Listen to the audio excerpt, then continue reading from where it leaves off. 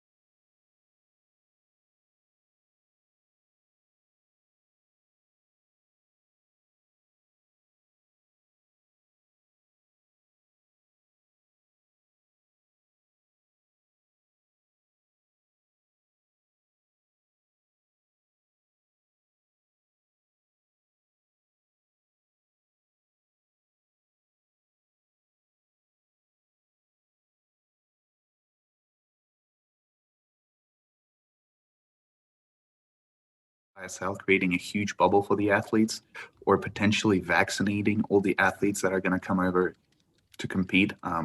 What route do you believe they're going to take? I'm not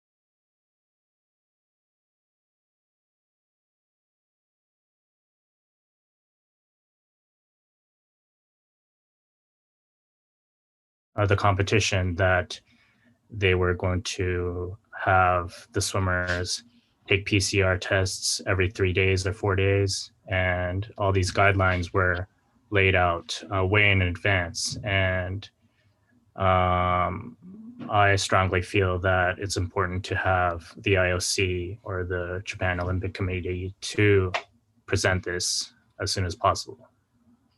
Thank you, Togo. And Mark, for you, did you have any concerns before going to the ISL, and were you aware of any concerns from the British athletes? Maybe whether ISL is going to happen at all? Is everything going to be in a safety matter?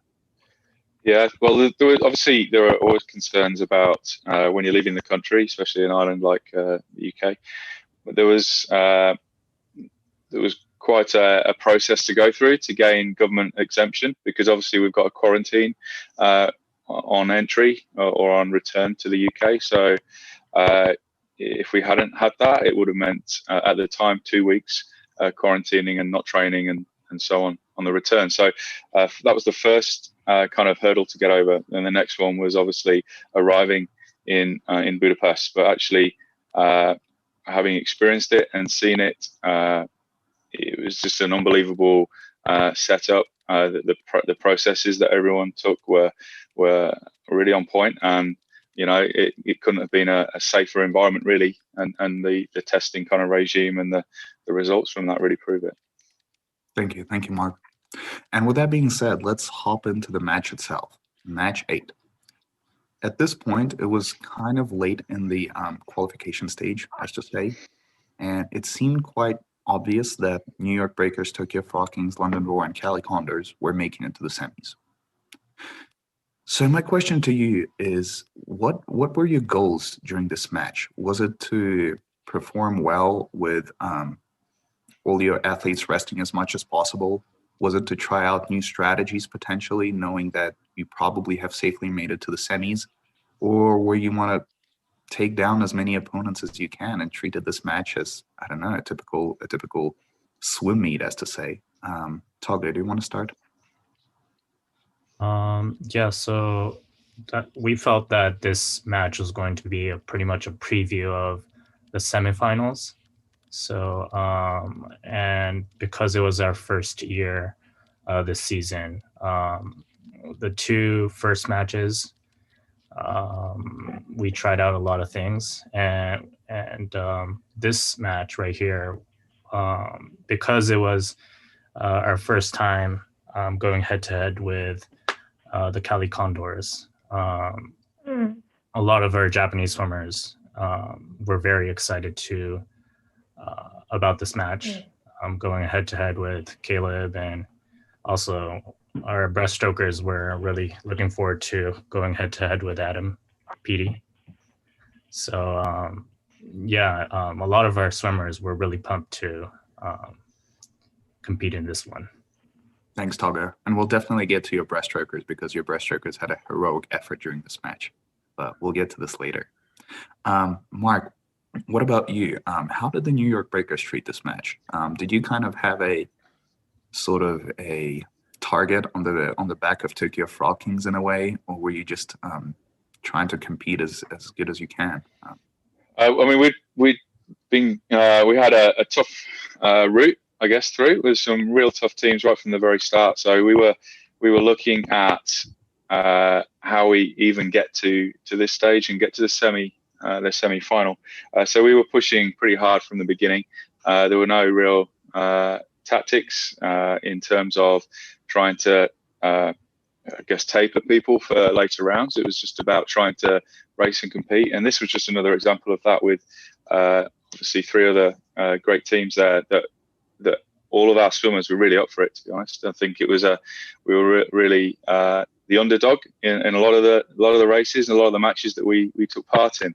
But we just saw it as a good opportunity to race the best swimmers in the world, and all different kind of levels, because one thing that Tokyo were good in, Cali may not be as good in, and we were really, it covered all the bases, the 3 teams that we competed on in this match. So there were really no windows for us to really attack to win lots of races, but we had to give it 100% each time. Thanks, Mark. And you guys had some amazing swims, and I believe that there's some quality and some value that comes for being an underdog and for not having too much expectation set on you, especially in this match, because no disrespect whatsoever, but analyzing, it seemed like you guys were going to get lost. And even if this was to happen, this for sure didn't mean you guys were out of the semis. Yeah, no, of course. I mean, we like you say, we had some unbelievable swims. Lots of there was quite a few national records and so on in this match. So really good quality. Thank you, Mark. And Sydney, how was it for the London Roar, especially from an athlete perspective? What is the vibe of the team coming into this match? Did you guys treat this as something incredibly serious, or was it more of a, all right, we're safely in the semis. This doesn't matter as much. Just try to not get injured and try to swim as fast as you can and conserve energy? I think, obviously, I don't think anyone feels necessarily safe in this point where, yes, you were already hopefully into the semis, but everyone is still excited to race. And especially since really looking back at 2020, this is our only opportunity to really get a lot of racing in with the best people in the world. And so, I think we definitely strategized a little bit more, having other people swim certain things. We really weren't looking at the overall team score as much as some of the other matches. But in my individuals, this would be, I always knew the hardest teams I would go up against are Cali Condors, Tokyo in the breaststroke, and IM for female. And so I knew that this was going to be one of my hardest matches, as well as the first semi. And so I wanted to, basically our whole motive through everything was to get better and better through all the matches and trying to progress as much as you can and just get comfortable again with racing. And so every opportunity you had to look at a point where you just got to get another race in, which was good. But yeah, I think tactically our team was definitely not gunning as we were in the first matches to kind of set the tone, but we were just trying to build and get ready for the semis and the final. Yeah, definitely. And adding to the question that Ivan told you guys, and also what he mentioned about you all being from different roles, Sydney, you being a team captain and an athlete that participated and was involved in this match a lot. Mark, you a home coach and Togo a team manager. Can you tell, please, the audience what your specific roles were leading into this match? Like, what does a team captain have to do, Sydney? Will you start with that? Yeah, so I had my first kind of taste at being captain in the first season, and kind of what we got from it was we actually like to share leadership through different matches and see what everyone kind of has to offer. And so we would pick different actual match captains, while PD and I were the captains for the entire series. We had kind of two that would take over per match, so they would kind of have that role. And so, yeah, I think that was like a fun thing for PD and I to really just give other people opportunities to show their leadership potential. And just, I think it really bound our team by having so many different styles. And so usually before each match, we would always have someone, the two captains from the match, just hype us up, really set the tone of what we want to do, and just make sure you focus on your own swims and just get behind one another. That's the biggest thing. Is there's so many swims, there's so many ups and downs, and even especially with this season with the jackpot system, you look at the scores and after two events, everything can flip-flop so quickly. And so you just have to really make sure you have that mindset of being able to bounce back quickly depending on how a swim goes, and you can't let it affect, don't let the highs get too highs, the lows get too lows. Was basically the biggest part of all of these regular season matches, that as a captain, we just wanted to make sure that everyone just gets behind one another and has the best situation for the team. And so, I mean, I'm very biased. I love our team, and I think we have a great camaraderie. So yeah, it was a good match, and I was definitely happy with it from the leadership standpoint. Thank you, Sydney. Definitely agree with your answer. What about for you, Mark? Mark, being a home coach, especially having young swimmers and the New York Breakers being a very young team, what was your words to those young people before this important match? Yeah, it's just about having fun and attacking the races, because everyone, like I said, Tokyo have different qualities from the other teams. A lot of the races that we watched in terms of Tokyo are doing, were really attacking every race from the beginning, and it was like 100% commitment at the start. And our swimmers are having to adapt their race tactics to try and cope with that and to remain in the race and so on. But being a home coach was great. I was primarily there for young Matthew Richards, our swimmer, and but also I had 7 other swimmers within my coaching group that I was responsible for. So we'll be talking about them obviously a bit later, Abby Wood and so on. So I think it was just a fantastic thing. I don't know what the other teams were like inside, but I imagine they're pretty similar to how we were, and it was really a very positive environment, positive about racing and having an opportunity to race, which is what Sydney just said, was really massive for everybody. So everyone was really up for the race. Yeah, definitely. What about for you, Togo? What does a team manager specifically do and is involved during the match, for example? Well, what was important for us was that because our swimmers, 23 of our swimmers were Japanese, and most of our coaches were Japanese as well. It was important to be on the same page as a team, and I was mostly interpreting their conversations during our team meetings and during practice as well. But fortunately, from the week 1, we were bonding very well. Our swimmers were really enjoying the team culture, the team spirit, and I think this match 8, the results in match 8 showed that well, that especially down the line in the skins race, I think everyone was in the team box, and everyone was rooting for the breaststrokes, the men's breaststroke skins race. And I think we really showed that our team had a really good bond. Thank you, Togo. And you're totally right. The Tokyo Frog Kings, even though rookie, became fan favorites really fast. And I believe this is partially due to the fact that you guys were incredibly united as a team. And this is a huge testament to you, to, for example, Shinri, and to all people who speak both Japanese and English to a certain level. I believe you guys did an excellent job on uniting the Japanese side of the team and the non-Japanese side of the team. You guys seem like a cohesive unit. It's just a testament to you guys. It's because of Dave Salo, our head coach, and Kosuke Kitajima, our GM. They were really vocal about wanting to create a really good team spirit.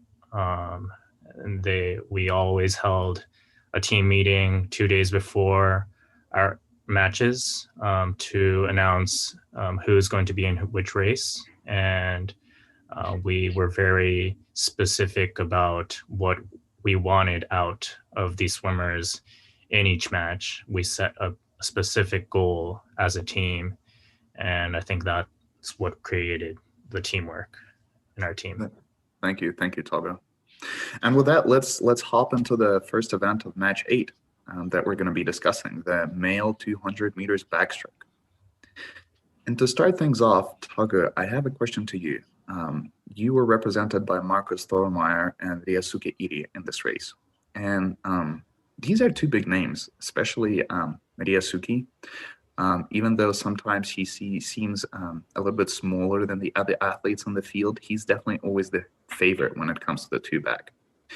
Was the team at all down, and was Ryosuke down after this race, considering that Radoslav managed to outtouch him by quite a significant margin? Was he down at all after that? No, I think we were expecting the Cali Condors to be really strong in this race. So, in all the other races as well, we were expecting Cali Condors and the London Roar to rank consistently in the top 4. So, our team goal coming into this match was to squeeze into the top 4 as much as we can. And so we were pretty satisfied with having Ryosuke in the top 4 right here. And Marcus did pretty well. He was getting better and better. He wasn't able to practice as much coming into Budapest, but I think this was maybe 3 weeks into our time in Budapest, and he was getting better and better every day. So I think we did pretty well in this race right here. Thank you, Togo. And just another question about Ryosuke. A lot of athletes, especially backstrokers, consider Ryosuke as the prime example of the perfect backstroke technique. The efficiency with which he moves through the water is just mind-boggling. As a Japanese yourself, and as a person who was around Ryosuke a lot, what do you think he does different from anyone else? Why is he so special in the technique aspect? Yeah, I think he's we had the national championships, I think 3 weeks after we left Budapest, and I think he's been a champion in the 100 backstroke and the 200 for about 10 years, almost 10 years now. And there hasn't been any swimmer that has been able to beat him in this past decade. And he's very specific about his form. He hasn't been much of a weight. He hasn't been lifting any weights for the past 10 years. And he's just recently starting out to do some weights through a new strength coach. And so we're really looking forward to see what he's going to be like in the upcoming Olympic trials with a bigger body and a stronger body. But he's been really specific and about his technique, his form in the water, and I think that's what's really separated him from the pack. Thank you, Togo. That's such an interesting detail that he hasn't been doing gym for the past, lifting weights for the past 10 years. Truly unique in the world of swimming right now. It brings me excitement to see what he's capable of once he starts lifting. It's going to be interesting. But thank you, Togo. Right. There's a lot of Japanese swimmers right now that are still a bit they're reluctant to do a lot of weight training compared to athletes in the US or outside Japan, but they're really learning from new ways to train outside of Japan.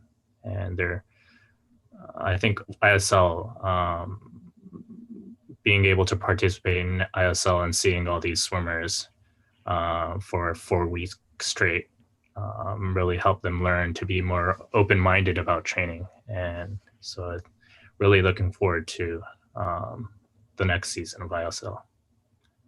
Thank you, Togo. And Sydney, for you, looking at first of all, London Roar was represented by Luke Greenback and Christian Diner in the 2-bag. Luke swam a 150.09 and Christian swam a 149.61. 2 amazing results. And just looking at the lineup of this event, Irie, Kavecki, Coleman Stewart, Marcus Thormeyer, this was a packed 200 backstroke. How happy was London Roar, and how did the team atmosphere change after these guys did so well? And you were, by the way, swimming the 200 breaststroke very, very closely after this 200 backstroke. Did you feel sort of the energy rise up after this swim in general on the team? Yeah, I think I probably was getting ready in the ready room, watching it on the screen. And definitely you get excited when you see your teammates do well, especially Luke, I know, is definitely gunning for good times in the 200, just hoping to get a chance to swim hundreds or when we kind of would change the lineup a bit. But yeah, it's really exciting. I think our backstroke does unbelievable. And I think that's the one thing about this match is if you do look at a lot of the lineups, they're just stacked. Some of the heats, like some of these, I think this might have been my worst placing match of everything, but I think it was still better times than I had done before. But yeah, it was definitely exciting and definitely watching your team do well in a stacked heat. And then Marcus, of course, is one of my teammates as well for Canada. And so excited for him as well. And it's just really fun. You get behind people where I think if you're in kind of the world settings or doing the at Olympics or championship meets, you don't really get behind swims as much as ISL creates that environment that you just get that infectious energy. And kind of that's what the whole idea is about, to be behind your team and just taking their performances and using them as motivation in yours. Yeah, definitely. And you mentioned the events being so packed, and moving into the next event, the women's 200-meter breaststroke. I mean, Sydney, you had a very good performance with your 2:19.9 at the end. You finished yet in sixth place, but I mean, it's not your best event, we can say, and considering the persons that were participating in that are specialists really in the two breaststroke or on the breaststroke events. I mean, tell me how confident and afterwards the race, how happy or what was your reaction after this race? And also from your teammate. Yeah, so I think I definitely am trying to move a little bit more towards the breaststroke, where I feel like a year ago when I was kind of in the ready room for two breasts, even I think 2019 was my first time swimming it at a Worlds. It's kind of weird for me to be in the breaststroke. But moving towards that, yeah, I mean, it's a stacked field. Just like I said, like my events definitely were way more stacked in this match just based on the teams. And so I was happy with it. I think I think it was a progression, and that was basically what we wanted to do through all the regular matches until we got into the semi and the final. I didn't swim doubles until 2 weeks before I went to ISL. I had no pool time in the US. And so I was happy with it. You know, I was really just getting more comfortable with racing. And it was just trying to progress those times and get more comfortable with that racing to go into the semi and final, where you really put more of an outlook on what you want to see on the board and time-wise. So I just was trying to put together races in different ways and just learn through my swimming. And so I was happy with it. I mean, Annie she's such a champ, and to be able to swim next to her is always so fun because she's amazing. Like I've watched her in training, doing some of the sets that she would do, just being around that kind of atmosphere throughout the bubble. It was really cool to see. She definitely trains breaststroke so differently than I do. And I think when you're racing certain people, they have their different tactics, and then getting to really see their training is really cool because you kind of get an understanding of why they swim races the way that they swim. And so, yeah, I mean, just trying to push with her as much. There was, I think even in the semis, she was like, I saw you at one point, I was just trying to bring you along. And I was like, I'm coming, I'm trying. And so it's just getting behind your teammates is really fun. But yeah, I was happy with it. I think as long as it was getting better and better, and was good looking into the semi and the final. Thank you. Yeah. Thank you. And you end up swimming with Annie quite many events during this ISL. Do you guys talk to each other before you swim, like in the call room? Do you fire each other up? Yeah, I think so. Annie, I would always swim with for the 200 breaststroke, and we definitely will talk. I tend to talk, but not. I sometimes have my headphones in. I'm not really super strict on how I want things to go before the ready room. Like I'm not super superstitious about it all. But then just before, we're like, let's go. Like, come on, let's go every single time. And I think Annie and I are very kind of intense in that. And so we just like fire each other up, and we just like look around and we're like, let's go. And so we definitely get pumped up before our races. And she's definitely a great competitor and teammate. And it was really cool. This is her first time on London Roar this season. So she was such a great addition to the team, and I loved getting to race with her. Definitely. And Marc, talking about the two breaststroke, I mean, the New York Breakers athlete had also an amazing result with Emily being 2:16.51 for that second place, and Molly Renshaw also with 2:18.39. I believe it was a British record at that time. So tell me, how did you see the race? It went for the athletes here.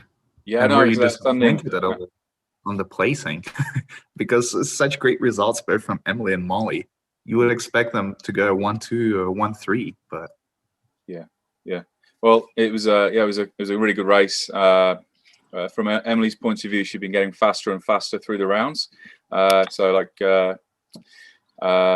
Match number 6, where she was a 2:17, and came through and brought it down even further. And I think she was really inspired to race against Lily, who actually I just saw the other day she'd beaten in the Pro Swim series over in America. Just in Emily from 2:23 yesterday. No, really good. And from Molly's point of view, she actually swam a 2:17 in match 6, so slightly quicker.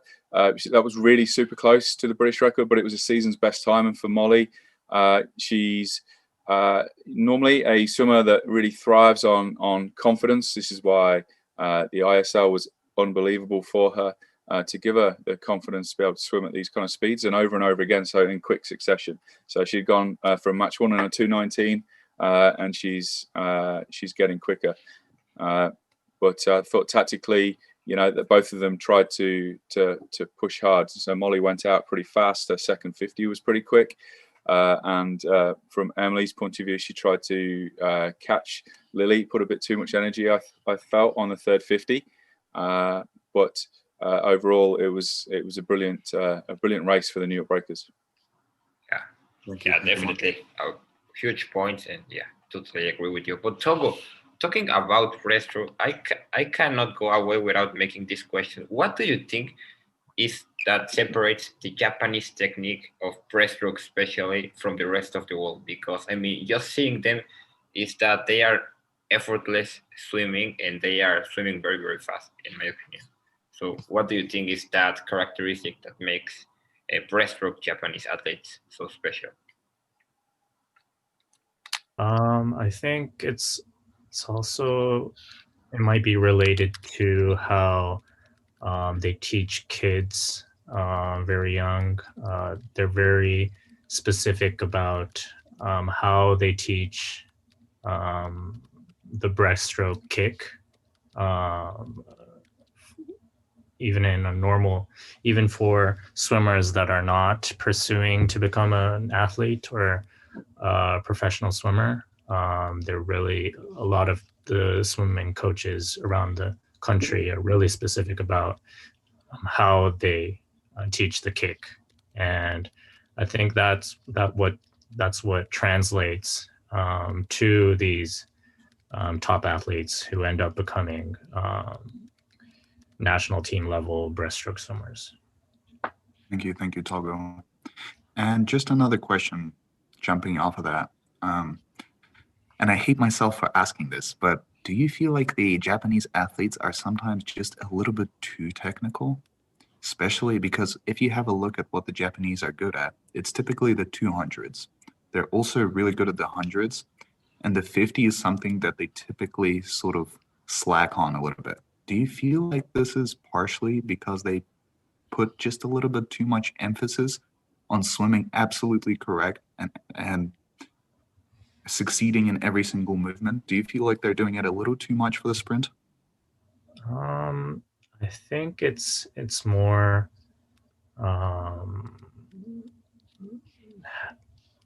it's more about, maybe, for example, like how there aren't a lot of Japanese sprinters in track and field. There aren't a lot of Japanese swimmers that are able to go all the way to the finals in the Olympics in the 100-meter dash. I think it's the same thing in swimming. These Japanese swimmers just tend to be... medaled in track and field in the last Olympics in the 4x1. They're getting better, I think, but because we're able to get more information from around the world as more than a decade ago. We're able to learn from other countries that are strong in the sprint side of swimming and track and field, and so I think we're getting better. But we've been a very technical country from a very long time, so I think it's that balance, finding that balance between being technical and just being a natural sprinter that we really need to learn as a country moving forth to compete better in those 50, 100 strokes against other countries like in the US. I feel like from a swimmer standpoint on that, like I mean, a lot of my competition is in Japanese swimmers, and I idolize the technique that they have. I think it's amazing. Just I think I could sit there and watch most of the Japanese swimmers do their pre-pool for like 30 minutes. And I'm just like, this is so cool. And I think that's the coolest thing of ISL is not even just a Canadian seeing what the Japanese do, but seeing what all the different countries do, whether it's pre-pool, swim, weight program. There's so many different ways to swim fast. And I think all of us have kind of had to adapt to this new idea of swimming because of COVID and not having the training. I don't think there's one swimmer that had this year the training that they had planned for. And I don't think one coach has had that either. And so we've all had to look at different ways of training. And I think ISL really opened that up. But from like a swimmer standpoint, like I love all of the Japanese swimmers that I race. They're just the nicest people in the weight room, always, or in the ready room, always saying hi, just like super excited about everyone swimming. But from a technical standpoint, from like a swim nerd in the swimming standpoint, from a swimmer, I just think it's so cool to watch their technique and just like how perfect they like to do all of their strokes. I wish I could do that. Thank you, Sydney. Now, an excellent point that, yeah, ISL is a little bit different from another swim meet where, you have only your events to focus on and you don't really have time to look at other swimmers and what they're doing in other teams. But here you had like a month and a half to absorb, to maybe even come to the pool when you're not racing, just to have a look at what other people are doing. And by the way, Togo, I believe you guys have the best coach to sort of pass on some sprinting knowledge. Dave Seller is really a trademark in the world of sprint swimming.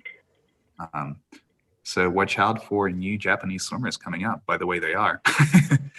But with that being said, let's hop into the next event, the male 200 meters individual medley. And straight away, Togo, I have a question to you. You had Tomoro Honda and Kosuke Hagino racing this event. First of all, huge testament, once again, I keep repeating myself, but Tomoro Honda's butterfly is just outstanding. His technique is something to pinpoint. And whenever he does the IM events, I just look forward to his butterfly leg most out of anything in the IM events, to be honest with you. And I feel a little bit guilty for saying this. But Kosuke Hagino, 152.69, he was the heavy favorite to win this. And were you at all disappointed? And was he disappointed? And what do you feel went wrong, if anything did? Well, we knew that Fazaios was going to come roaring back in the last 50. And Hagino also knew that. So it was, but he was just focusing on trying to get ahead as much as he can, and the butterfly and backstroke leg. So he was more focused on trying to get ready for the semifinals. He was aiming to get better and better. He was more focused on trying to get 151 and getting faster in the 400 IM in preparation for the semifinals. So we were expecting the Zayos to be a really strong competitor in this one. So he wasn't too disappointed with the results he had this time. Okay, thank you, Togo. And sort of how I'm gonna paraphrase this.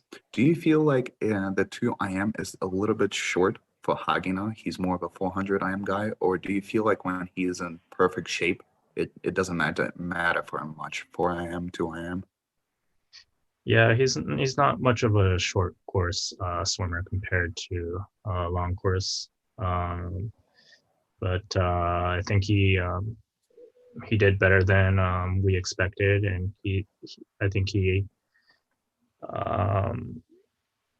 Tomoru Honda did really good as well. Honda has been we've been watching him for the past, I think, year or two. He's been getting better and better. I think he's a freshman now in college, and he as well, just like Ryosuke Rie, he hasn't been doing weight training at all. He just started recently. He started, I think, at ISL doing proper weight training. So I think he's one of the swimmers that we should be looking forward to in the upcoming Olympic trials. To be honest with you, Togo, that shocks me because Tamara has some serious power behind his stroke. I believe Chad and Caleb better watch out if Tamara starts lifting, because his technique is it's right there, and if you add a little bit of power, it's really scary how good this guy can become. But yeah, it's pretty much been natural ability for him. He hasn't been doing much of strength training at all. So it just he's just been really specific and going all out in all of his practice sessions inside the water, and that's what's got him here. So I'm really looking forward to what happens if he does a proper strength training program. Thank you. Talking about those versatile swimmers that Ivan mentioned, like Hagino and Honda, I mean, Mark, Joe Litchfield is a swimmer that can pretty much swim from a 50 to a 200 IM. So tell me his reaction about being considered and used a lot in different races for the New York Breakers, and how happy were you with his result here in the 2 IM? Yeah. He was obviously used for a lot of different races, so very useful from a team point of view. Not necessarily perfect for Joe to get one unbelievable performance. It kind of it was tough, to race through that many races because he's been swimming all the way through. I think at the end of it, he got 6 runner-up places, but he never got the win. And I felt as though in match 6 he was 153 here. He just dropped off slightly in this race. Part of his mind is on races on later on in the event that he has coming up. So he's also working tactically to try to make sure he gets through the match in the best shape and gives himself the best opportunities later on in that. And obviously we've got Lewis Kleber, who's coming down from 400, I guess bronze medalist in Guangzhou, and he's really enabling us to have another kind of an element in this race, just gain some points rather than getting jackpotted. So overall, I thought it was a good race, particularly for Joe, and it gets him really into the meet. Thank you, Mark. And Bruno mentioned the diversity of Joe, but that also means that he swims many events for you. Can you give us sort of a sneak peek on what he does in between his races to recover? Joe's pretty chilled out. If you ever come across Joe, he does what he needs to do. He doesn't make a fuss. He goes about his business really well. He gets in, does his swim down, has a snack, some drinks, gets himself back up. A lot of Joe's ability here is really just natural ability. He's very talented. He's very good. Certainly short course off the walls and the underwater. the underwater phases are excellent. But really, it's just about having a mentality where he's just really relaxed. And in the moment, he's able to just get in there and race, and he loves racing. Thanks, Mark. And Sydney, for you, you guys were represented by Duncan Scott and Andreas Vazayas in this event. Duncan swam a 154.44, and Andreas swam a 152.41 and won the race. My first question is, how pumped was the team after this win? Because, okay, Togo says that the Tokyo Frog Kings were sort of prepared for Andreas to be a strong competitor and potentially to outtouch Kosuke. But from a spectator's point of view, I was 100% sure Kosuke was going to win, and I didn't know if it was the same for the London Roar. So were you guys shocked at all after the win from Andreas? I don't think shocked, more as excited. I think he was new addition to the team as well this year, and he honestly just stepped up in every which way possible. Definitely, I mean, this is a huge win, one of the biggest from his whole season, but he just basically would go in wherever he was needed and was always excited to do it, which was really nice to have that kind of energy. I mean, even he was like all for the 4 a.m. and I was like, power to you that you're so excited about it. I don't think he even did it really much before he came. But yeah, so he was a great addition to the team in general, but he had so many big swims, and this was definitely an exciting one. Again, I was in the ready room watching, and I wasn't in his training group, but we all kind of have the same intention of just progressing through the matches, but definitely gives you that extra boost when you're getting ready for your race and you see someone come off with a big, huge win. And for Duncan to get third, also just good points for the team. Me and him were in the same training group with Steve. And so I definitely knew where his mind was going, was to progress through all of the different matches. And so I think he was okay with the swim. But yeah, I mean, once again, just to get 1 and 3 is always great. And it's just that extra boost right before you're about to get in. Thanks, Sydney. And talking about Duncan a little bit, since you guys were in the same training group and you were probably around him quite a bit, tell me, was there anything wrong on the mental side of Duncan before the 2 IM? And did anything change for the semis and for the final? Because seeing him drop from 144 to 151 was quite an insane drop. Did anything happen on the mental side, or was this purely him shaving, the training being right, and sort of recovering a little bit? No, I think he's pretty good in mental side, just pretty chill with everything. And definitely we were still at this point making sure our meters were up, especially since I know a lot of British swimmers were similar to us, just out of the pool for so long. To get this training time, get that long course swimming was great. And so Steve was our coach, his coach at home. We were just keeping our meters up at this point, and we definitely weren't trying to drop necessarily the greatest times until the semis and finals. That's where we really wanted to hone in and get the great times. So no, I think he probably just wanted to progress through the matches. But no, I think definitely mentally he was just trying to get the swims for the team. Kind of like Andreas, he's very similar where he's very versatile, and I think people kind of doubt whether he does the 4 IM as much, and he was easily in it. And he actually, I think, was second in Vegas, and I can't remember what he was in the final. But yeah, he's just versatile, very chill mindset. But we really weren't looking to drop those huge times until the semis and the finals. And that's where he really honed in and did well for us at the end of the season. Thank you. In talking about the mental aspect of things and also moving into the next event, which is the Women's 200 IM, and it's an event that you participated in Sydney. How would you describe the pain, sorry, let me ask you the question once again. How would you describe mentally the pain that you are going through the 2 IM while you are swimming in it?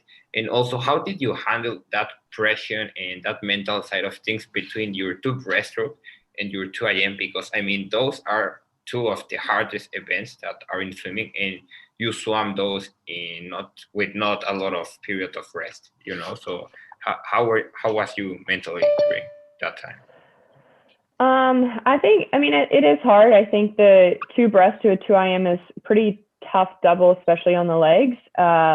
It's, a lot of the IM girls do it, but not as much really in this ISL. But I think last year definitely gave me a lot of prep of just having these back-to-back events, and you just literally have to go straight in the warm down pool, get drink, get food, whatever works best for you. And I think that's really what the 4 matches before the semi and final was, finding that balance, knowing that schedule of kind of what you need to do in between your races. The first meet, since it was basically my first race in a really long time and first time after not really getting a lot of training, I was like, whoa, the lactic acid was insane. But I think all of us kind of felt that in the first match. Was just, there's so much adrenaline, getting ready and getting to race finally after the long year 2020 had been. And so by this time swimming, I was a bit more, I guess, accustomed to it. And I'm not really the best in season swimmer. I definitely need some rest. And as I've gotten older and done a bit more weights, I definitely need a bit more rest than I used to. And I'm learning that and still learning. But it's definitely painful. I'm not going to hide away from that, but I do really like the 2 IM. I do prefer it more than the 4. But also, this is really my second season ever getting to swim short course meters. Even though I am Canadian, I grew up in the States and went to school at Texas A&M University, so I always swam yards. So previous to this season, I had 4 total times of the 200 IM, and that's it. And it was all from ISL the year before. So it's definitely still, I have to get used to it. And now that I've moved to Canada, all I swim is short course meters and long course. So that's definitely nice going into hopefully next season. It's a lot of pain, but you just have to do whatever you can for the team. It really is just racing and getting accustomed to it. And it's just like training through racing, which was really fun. And that's the best part of ISL. Thank you, Sydney. And you mentioned how heavy the 200 breaststroke is on the legs. And backing off on that, the 200 IM, another leg heavy event. Let's just picture a outcome of events that the London Roar coaches decided to put Aliyah in the 2 breast and rest you for the 2 IM. Do you feel like there was you could have done a lot better in the 2 IM if this was your first event? Or did the first event sort of set you up, got you started, fired up? Yes, you were tired, but there's a benefit to it also. I think actually with our last match, we kind of tried to make that happen. I did want to swim it fresh once.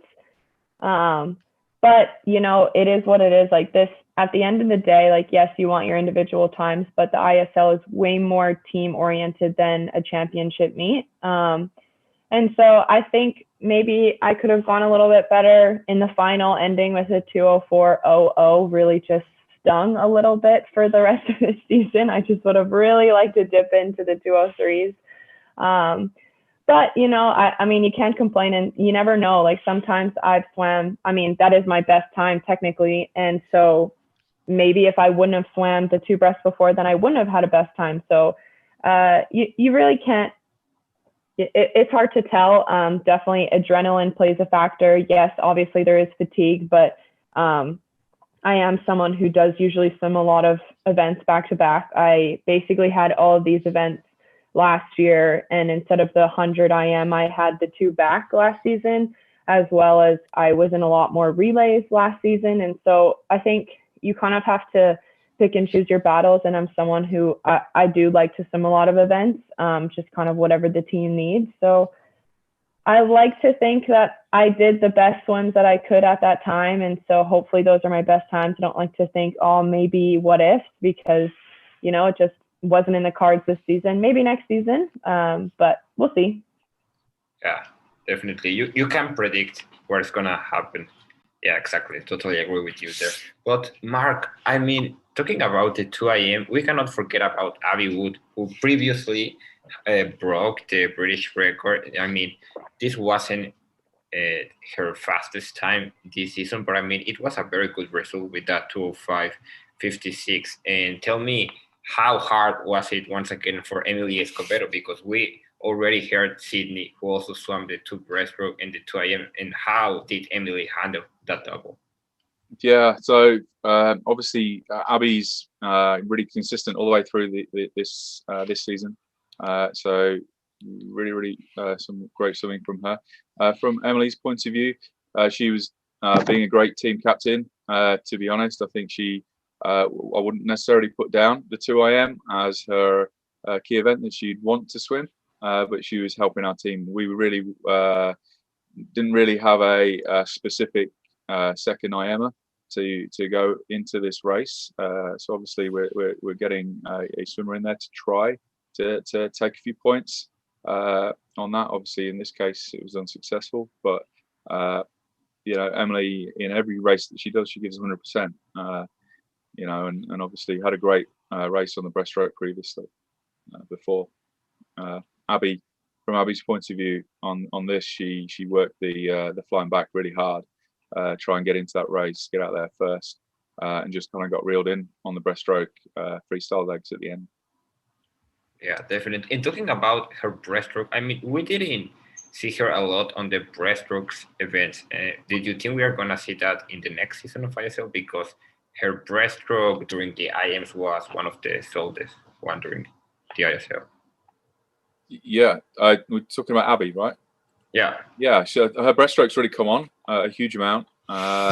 Really positive kind of improvements she's made with her coach in Loughborough, and it's really shown in a medley races right through this ISL season.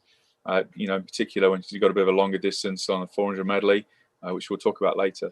Her breaststroke has really enabled her to get her times right down. Yeah, absolutely. Thank you for that, Mark. In Togo, I mean, Yui Ohashi and Mio are one of the most consistent 2 IMers that we saw during the ISL season 2s, and especially Ohashi's butterfly. I mean, it seems effortless in my opinion. So tell me about the training that you saw of both athletes, because you mentioned that you had interactions translating with the athletes. So what were these swimmers doing in their training? Well, Yui's working with the same coaches, Kosuke Hagino. She's working with Norimasa Hirai, Kosuke Kitajima's former coach. So their team was pretty much focused on trying to get the best times out at the semifinals. And so they were working really hard all the way up to match 4, or the last 4th match of our season.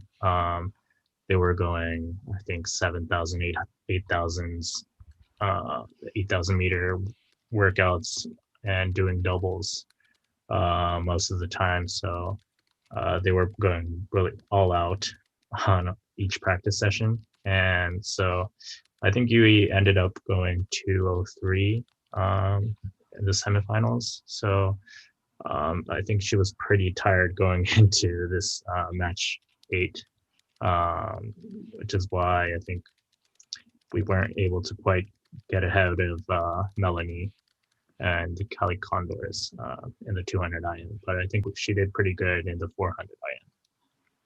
Thanks, Togo. And something that stands out about Yui is her backstroke in the IM. Once again, it's very technical. It's very energy efficient. Did you ever consider racing Yui in the 2 backstroke? Well, the 2 backstroke. Well, we wanted her to focus on the 200 IM on day 1, and we wanted to keep her as fresh as possible going into the 400 IM on day 2. So, and we also had 2 very strong 2 backstroke swimmers. We had Natsumi Sakai and Ryo Shirai, who are 2 college athletes in Japan, and they're really strong in the 200 back. So we were more focused on putting them into the 200 back instead of having Yui. But I think it would have been fun to see what she would have posted swimming in the 200 back. Thank you, Togo. And with that, let's move to our next event, and it is the male 50 breaststroke. And Togo, once again, I have a question to you. You had Vlad Morozov and Yoshihiro Koseki represent you in this race.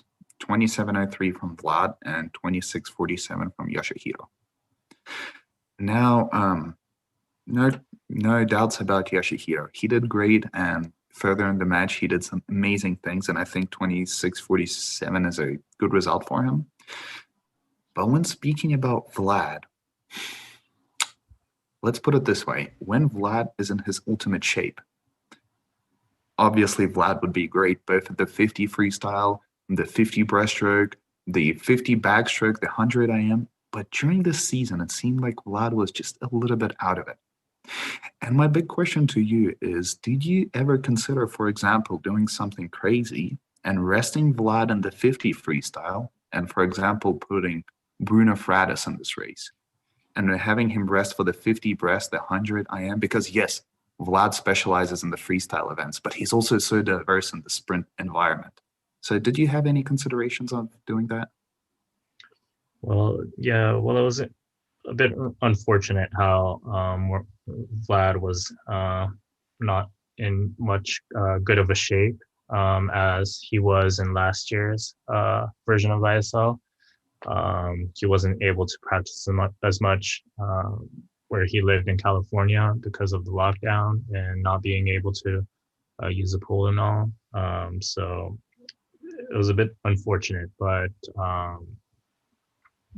yeah, the problem with having Bruno Fratis in the 50 free was because, I mean, I'm sure he would have won the event where he could have competed at a really high level with Dressel in the 50 free, and it would have been interesting to see. But this ISL rule with having to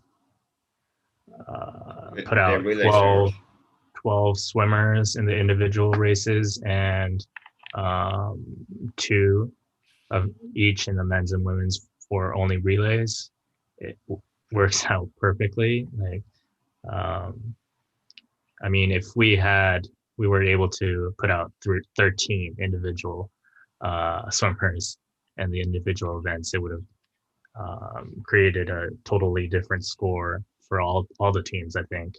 So there's good and bad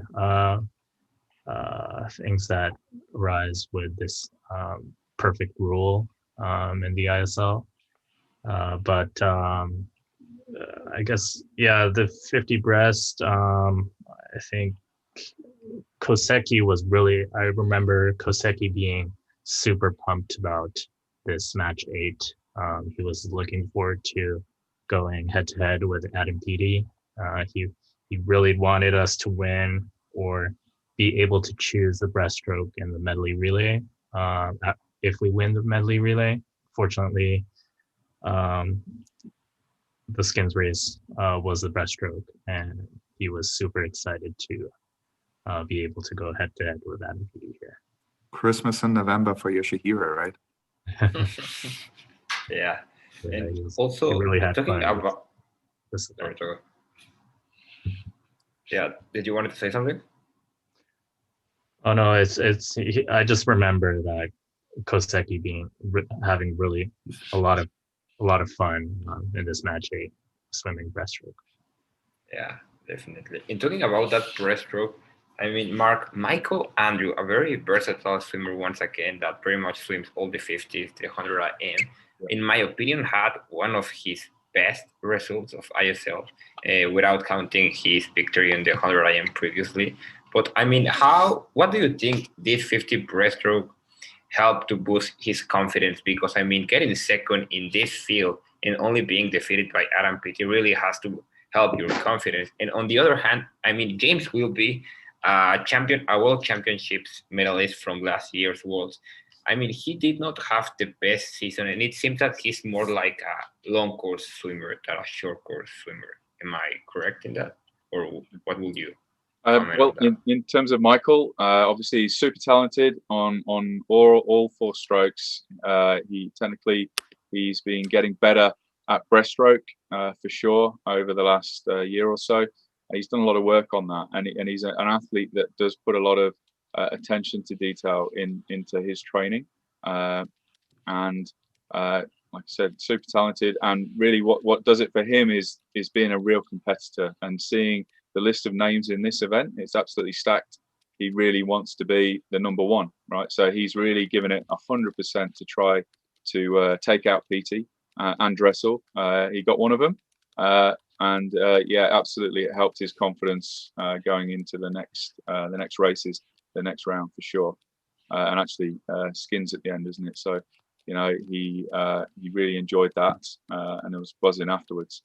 From James's point of view, he is absolutely outstanding long course breaststroke swimmer, and he is a super mentally strong athlete. He did take a lot during this season of the ISL, you know, in terms of his performances. They're not to where he would expect of himself, I think, in the main. But I thought every single race that he approached, he did it really super professionally. And he's always got his eye on April, Olympic trials, and then again, Olympics later on this year. So he's super focused on that. Thank you, Marc. And we already kind of touched base upon swimmers that are very versatile, and also we spoke about Morozov having the 50 free, 50 breast double. Michael Andrew also had that double, but it seems like for Michael, and correct me if I'm wrong, but he's one of these few athletes, and probably the only athlete I can think of right now from the top of my head is Olivia Smoliga, that have that to them, is that the more they race, the faster they become, it seems like. Would you agree to this statement? Yeah. I think from Michael's point of view, obviously he does USRPT training. So there's a lot of racing, a lot of high intensity work that he's doing, lots and lots of consecutive repetitions in terms of his training. And it's really set up for this format of racing for sure. He's just used to it and he finds it comfortable. And he, like I say, he loves to race. Thank you, Marc. And Sydney, finally to the London Roar in this event. Kirill Prigoda and Adam Peaty, 26:42 and 25:98. Amazing results. Adam was outstanding. My big question is, how big of a role does Adam play on the team? And how much does the team depend on Adam's performance, especially the overall spirit of the team? Obviously Adam was co-captain with me this year. Actually going into this year, it was going to be Kyle Chalmers and I. And so we were doing kind of all of the planning with Rob, our GM, different kind of things. And then as soon as Kyle got to the point where he wasn't going to be able to come over, just being one of the Aussies, I immediately said to Rob, I was like, I think Adam would be great to step into this position. You know, I think he definitely fires up the team. Adam is definitely an oddball, super funny, just really gets everyone really excited to race. And, you know, like he's very intense and he's so dedicated to his craft. And I think it's definitely something that when you're on the outside looking in, you don't really understand it. And then you just watch, he's so incredibly focused. Him and Mel work really, really hard together. They jive really well. And so, you know, he comes in and he isn't much of a short course swimmer, and I think everybody kind of knows that. But whereas he was like, yes, I'm not, but I want to become one because I want to race for the team and I want to get those points on the board. And I think he doesn't like to lose. Not many people like to lose, but Adam really does not like to lose. And so that definitely motivates the team, and he definitely plays a big role. And that's where he fits into the captain role so well. He's definitely electric in the point where, yeah, he doesn't swim at 200 either, but he wasn't really shy from when Mel would put him in it and he would just swim his best and he'd be like, this is a PB. And so he would take that excitement and bring it into his other swims. And he knew that this wasn't his comfort zone. But I think it pushed him to be a better swimmer. And I think that's where he became a really good leader. And the fact is, I don't think as many people give him a run for his money when it comes to long course, where he's not expected to win every single breaststroke race when he comes into ISL. And he definitely took that motivation and just did amazing with it this season. I mean, once he got that world record, I was like, you can't say you're not a short course swimmer anymore. And so, but he definitely moved in a great direction and was just such a big part of the team. And him and Kirill have this camaraderie that is just, it's the cutest thing ever. I love Kirill. I think he was on the team last year and just, he jived so well coming into the team. And especially we added a couple more Russian athletes, which was really fun to have on the team this year. But Kirill definitely showed his stuff throughout this season as well. And the two of them racing is always fun to watch, and especially getting to have more of those breaststroke swims and them to just get together and in the skins whenever Mel's talking to both of them. I just like, there's this one picture, I was like, this is the greatest picture ever of Mel just like hyping up Kirill and Adam. And they're great. You know, I love watching them swim, and that's the best part of ISL is actually get to watch way more swimming than I normally do. But yeah, they're both great. Thank you, Sydney.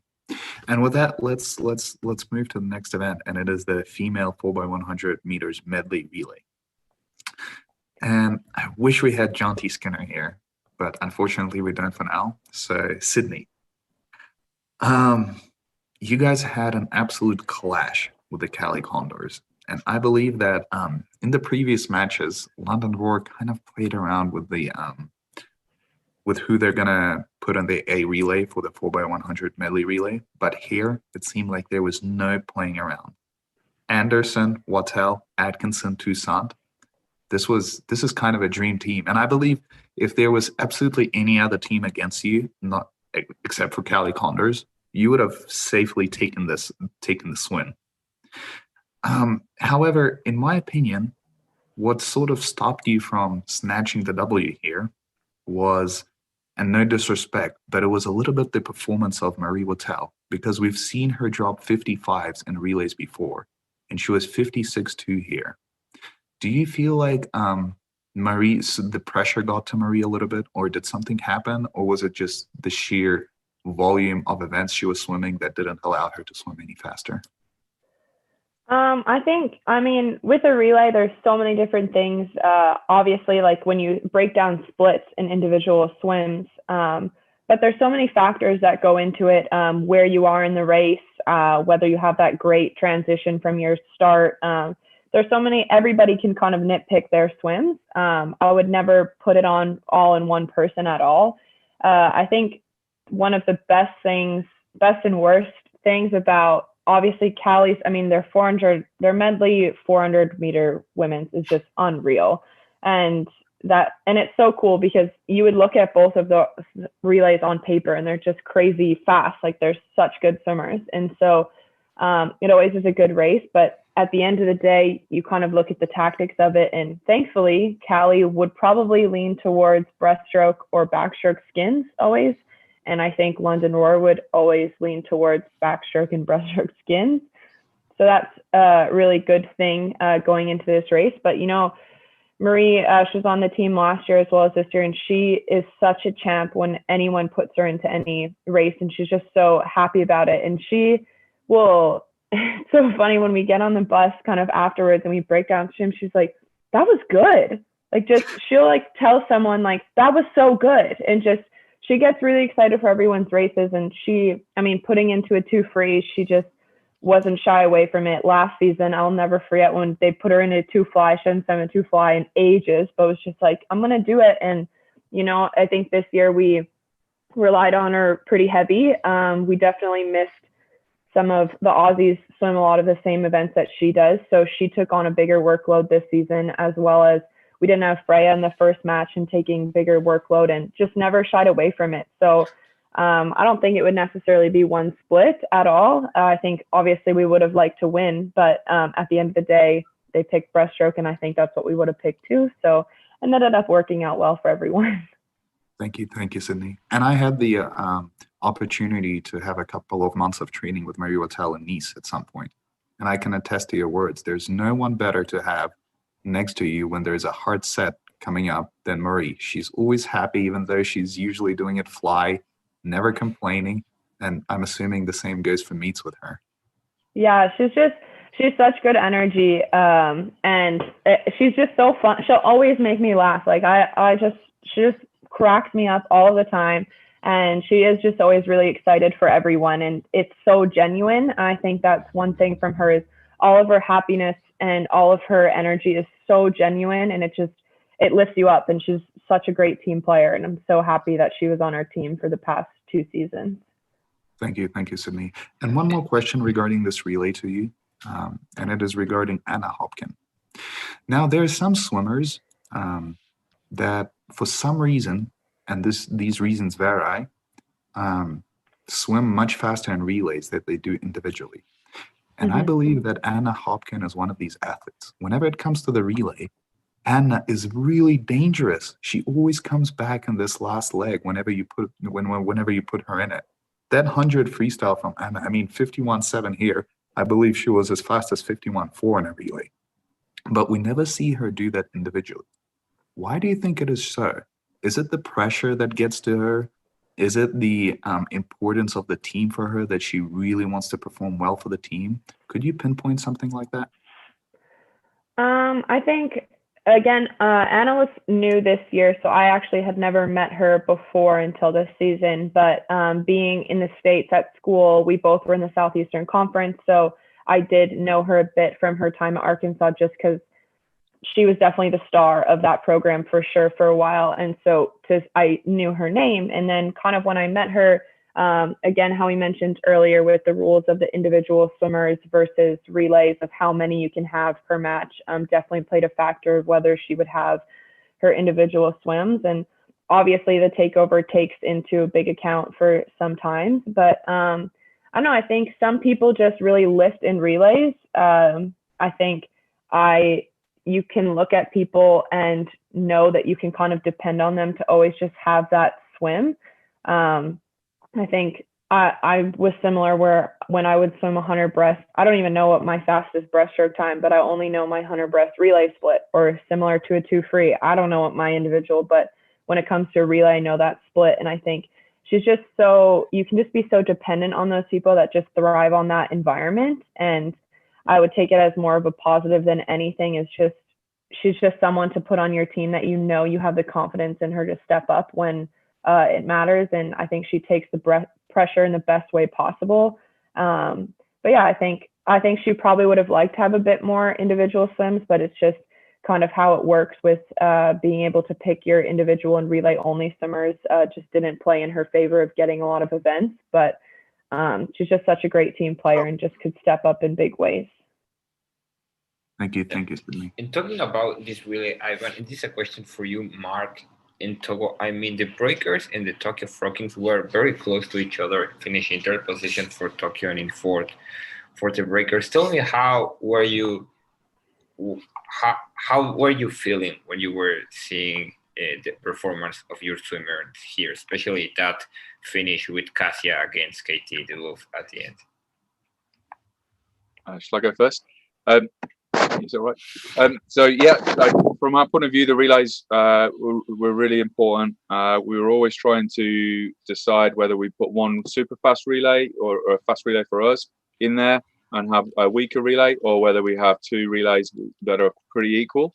As we're going through the rounds and through the matches, we're going towards having one good relay rather than the 2. So obviously, Cassia was only bettered really by Freya there on the anchor leg of the relay, and we just thought it was a great opportunity to race. The girls absolutely loved it. You got quality athletes through the team in this event, so we were super pleased with the outcome overall, and gaining kind of 10 points in terms of in this race. So. Yeah, couldn't be happier. And obviously, of course, it was a great race. Obviously, all of the relays, I don't think were as fast as they had been in the previous rounds, but because they're so close together, it became an unbelievable race to watch. Yeah, definitely. What about for you, Togo? How are you seeing the relay here? And were you happy with the result of your team? Similarly to Marc, I guess we were pretty much focused on having one of our groups be faster than the other. And so we crammed up all the fastest swimmers in our A team, and we were hoping to have that team squeeze into the top 4. And I guess we were also kind of secretly hoping that the London Roar would win this race and maybe choose a backstroke so that we would have a chance in the skins race on the women's side. But unfortunately, the Cali Condors won and they chose breaststroke. So we didn't do too well in the breaststroke skins race on the women's side. But I think the medley relay is a really fun race to watch because of the rule change compared to last year, because it's such an important race in it decides the outcome of the skins race and possibly the whole match. So it was one of our favorite races throughout the season. Thank you, Togo. And Togo, talking about that really, but on the other hand, on the men's side, I mean, on the women's side, you finished in 4th place, as you mentioned. You weren't very happy with it, but on the men's side, that 2nd place only behind London Roar, and not by a lot, only 37/100ths of a second. And I mean, Irie, Koseki, Kawamoto, and Vlad Morozov were part of the team. But once again, in my opinion, it was the freestyle maybe, because all the splits were very similar to the London Roar. So what do you think London had that the Tokyo Frogkings lacked in order to get that victory and to choose the skins that you wanted to do? Yeah, we were actually trying to win this one. But I guess it's that last leg. I think we were pretty close to getting ahead of London Roar up until the butterfly leg. And unfortunately, Duncan Scott was way much faster in last freestyle leg. And Vlad wasn't. It was actually really close. Duncan was only 0.3 faster than Vlad. Yeah. And Kawamoto was actually faster than Vinny by 5/100ths. Yeah, I think it was Vlad's last 50. He wasn't in top shape. That I think that's the reason that cost us the win right there. But we were pretty satisfied with this 2nd place finish, coming just ahead of London Roar, I guess. Thanks, Togo. And sort of analyzing this relay, I spent a little bit of time thinking of what you guys could have done differently. And from my point of view, there's only one thing that could have changed the outcome of this relay. How about putting Michal Vikovichev, apologies.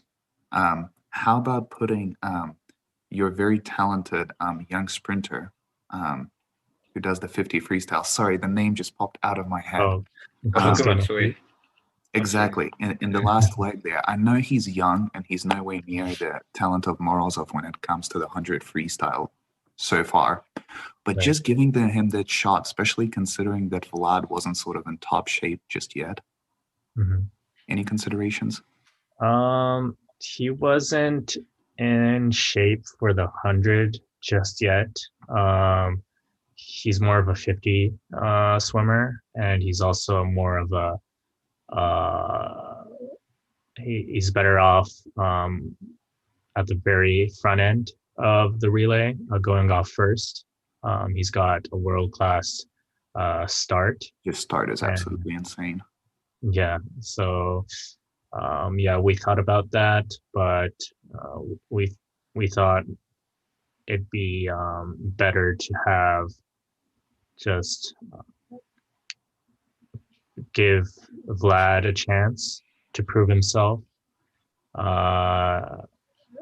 We thought it'd pump him to have him as the last swimmer of that medal 18. So we went, we kind of rolled the dice with having Vlad on the fourth leg of that relay.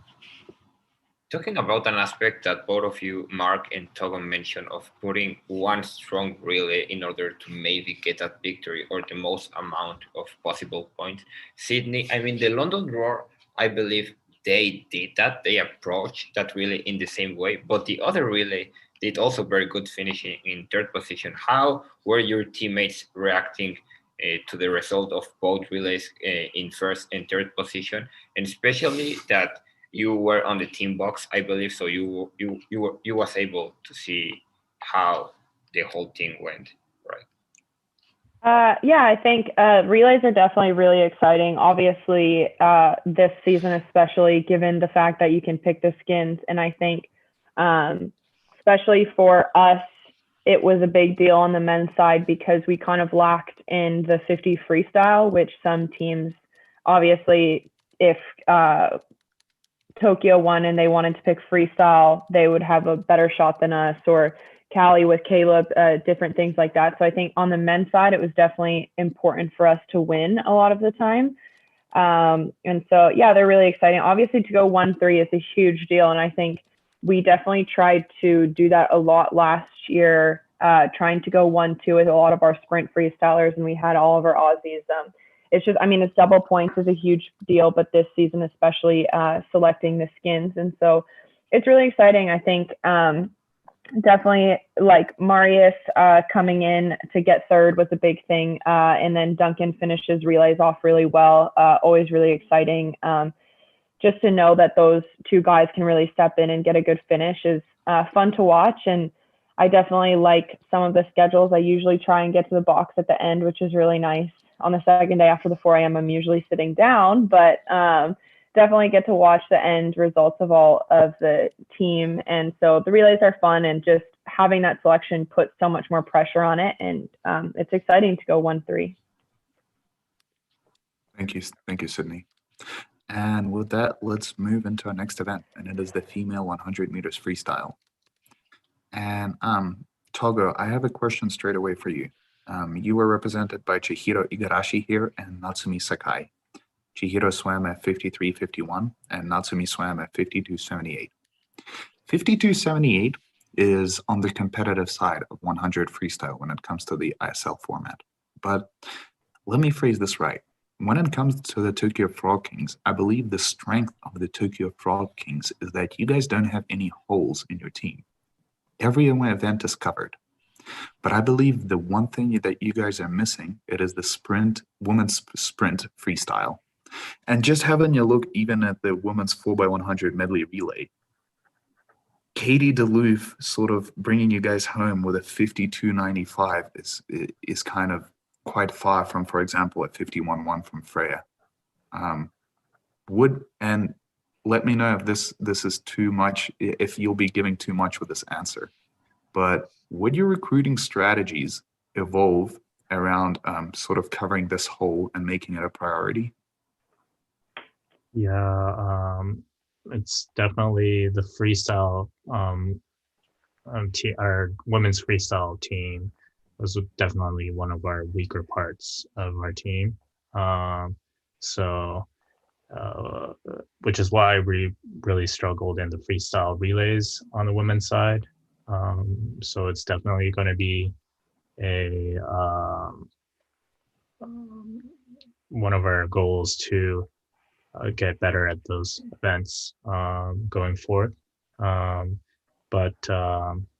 So on this event right here, we wanted to try Katie DeLuth in the 200 free, which is why we gave her a rest on the 100 free on this event, and we went with Chihiro, who doesn't usually swim the 100. So we kind of wanted to test this out before the semifinals. Katie's been a pretty consistent swimmer in the 100 and the freestyle relays, but she was swimming really nicely in the 200 practices.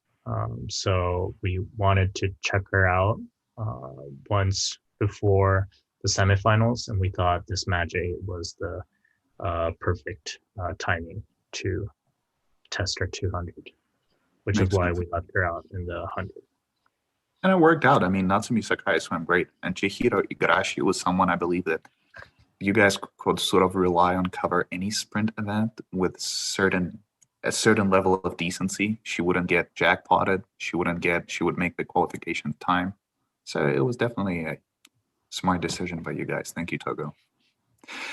And Mark, talking to you, you had Arina Surkova and Kasia Wasik represent you in this event. 52.87 from Arina and 52.06 from Kasia. Both of these athletes come from the sprint side of things. Arina is great at the 50 fly. Her 50 freeze, also amazing. Even her 50 back is considerable. Kasia, of course, amazing 50 freestyle sprinter. But first of all, I believe this was one of the best results from Kasia. 52.06 was amazing for her. But for Arina, 52.87, just judging by her 50, it seems like she potentially should have a little bit more in her. Do you feel like she rushes her stroke a little bit too much in the 100 freestyle? Because her 50, yes, her stroke is insane, but it's only a 50, she can keep it going. But on the 100, it seems like she really falls off. So would you say she needs to change up her technique a little bit for the 100? Yeah, no, for sure. I think her key events really 50 fly, 100 fly. And she's going into the 100 free to do a job for the team. Obviously, she's super quick on this, but in terms of front end speed, real good. Same with Kasia. So I think that she's learning still on this event, and it's something that's just going to get better. From Kasia's point of view, she broke the Polish record 51.81 in match 6, and she's been super consistent. I think she broke it again in match 1, 51.82, and she's been super consistent through the series. And she's still going into this. She really was expecting to take the win in this race. Just didn't account for Freya's 26.4 back end 50, which was outstanding. Yeah, and it's also mentally quite tough as a sprinter when you're being chased down, right? And when you know someone's going to be chasing you down, it kind of changes the strategy for the event a little bit, right? Yeah, for sure. Especially when you see those big long arms and big long legs coming after you, you're really up against it. Oh yeah. Me and Bruno, when commentating, we were sort of comparing Freya to a hungry shark in the water in this last 50. She was really getting after these girls. Yeah, it was awesome. Thank you, Mark. And Sydney, a couple of words on this event for you guys. Marie Wattel, 52.46, and Freya, 51.87. Can you tell me a couple of words on Freya? How is she as a person and as a swimmer? She seems very bubbly and open, and the way she swims, whenever you see her come up to the starting block, she has a certain level of confidence that is quite unique. Would you agree to this? Especially being so young. Yeah, I mean, she's younger than me and she's way bigger than I am, but she was new this season, and I actually knew her a bit from the last season. But yeah, she was a great addition to the team. I think her confidence definitely comes from a lot of her training. Her coach, Dave, was on staff, and they do a lot of threshold stuff. They just go. And definitely they had to come in a little bit later because of circumstances with COVID. And so Dave came in and he really works them right at the beginning. And I think that's where she probably gets a lot of her confidence. She definitely stays to herself a bit, just really focused and really driven, which I think is something to idolize from her for sure. And I mean, just the way she swims, like she just comes home, and she comes home so hard on that last 25 of all of her races, which is really fun to watch, especially when she's in relays. But yeah, she really, I mean, given what we had in our 100 freestyle, we always used to have Emma McKeon and Kate Campbell. She had to really come into a big role this season. And I mean, as you can see, she did a great job with it on the relays and in the individual. So I think she had an amazing season and was such a good addition. And Sydney, talking about your teammates, and Ivan mentioned this earlier about Anna Hopkins, why did you think that we didn't see her in the 100 freestyle, considering it's the second day and it's the first race of the competition? I think just having to pick and choose individual swimmers and relay swimmers, definitely Marie can fit into that fly category as well, has a bit more versatile than versus Anna. And so because of that, I don't think she really could have as many individual swims as she would want. So it's just, there's a lot of strategy. It is crazy going into this. Like, I can't imagine sitting in a coach's standpoint, even on the captain side with the GM, and we're talking about different things like looking towards the next season. There's so much strategy that you have to look into it for this kind of scenario of swimming, and just like sitting down, there's so many which ways you can go about it. Obviously, you can't predict how everyone's going to be. And this year, with everyone being in different form than we normally would be, because even though I'm not the best in-season swimmer, I haven't had the regular season that I normally would have. So there's so much tactics that you have to look at. And so just another thing that the coaches have to plan for. And I'm glad I do my first grunt of it when we're trying to do recruiting stuff. But after that, I'm out of it. And I'm just like, put me in wherever you think I'm best. Yeah, it makes sense. You don't want that pressure on you, do you? Oh, it's crazy. I mean, you look at it and you could probably put your lineup 10 different ways. And it is really, I don't know, I would not want to be making those decisions, and I think everyone is going to put their best foot forward. And that's the best thing that you can give the coaches and confidence, is know that you're going to race your heart out and just do it for the team. And I think, luckily, our roster, as well as probably most teams, their rosters feel that way, and they have the confidence in their swimmer, and they just have to pick their ways they're going to do it. And so especially we get the 4 kind of trial runs before the semi and finals to really get that roster locked in. But even that decision, I couldn't make it. Makes sense. Thank you, Sydney. Interesting that Sydney said that, because I think we took like 4 hours to choose our lineup for the semifinals. I bet. We had a 4-hour meeting just to get the lineup lined up for the semifinals, which I remember all the coaches were joking about on our trip back. Was there a lot of tensions within the team when this was going on, Togo? I don't know. Well, it's hard there are a lot of swimmers that we had to bench that were dying to compete, just because there haven't been any competitions at all this past year. And it was really heartbreaking for us coaches to make these decisions, especially in the semifinals.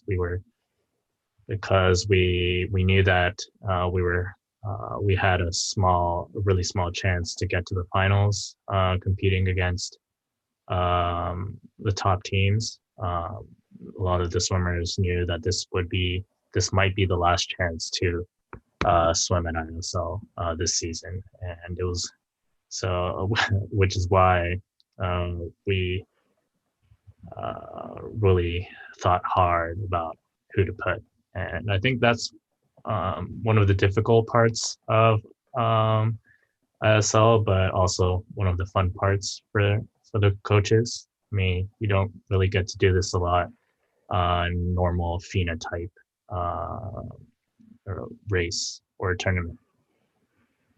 And would you say that this is the most difficult part of your job, deciding who's not gonna compete and who's not gonna swim, also considering that you are seeing all the effort that the swimmers are putting during the training days?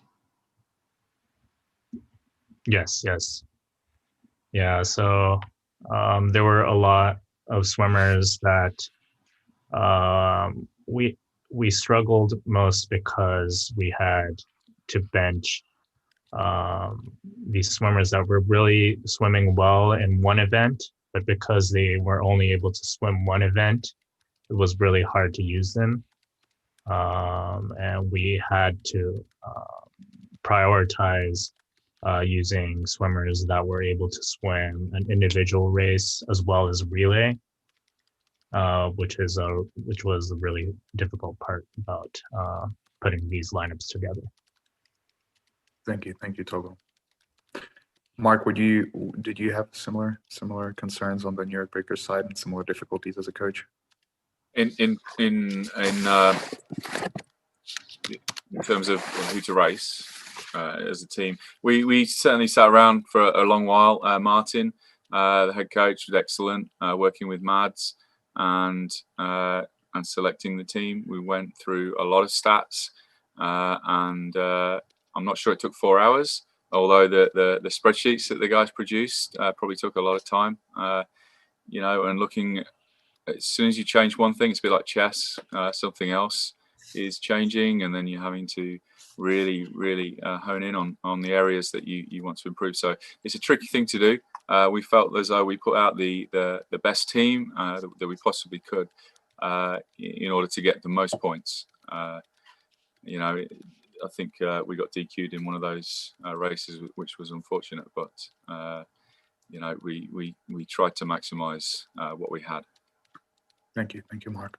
And with that, let's move to the next event, and it is the female 100 meters backstroke. And Sydney, first of all, I have a question to you.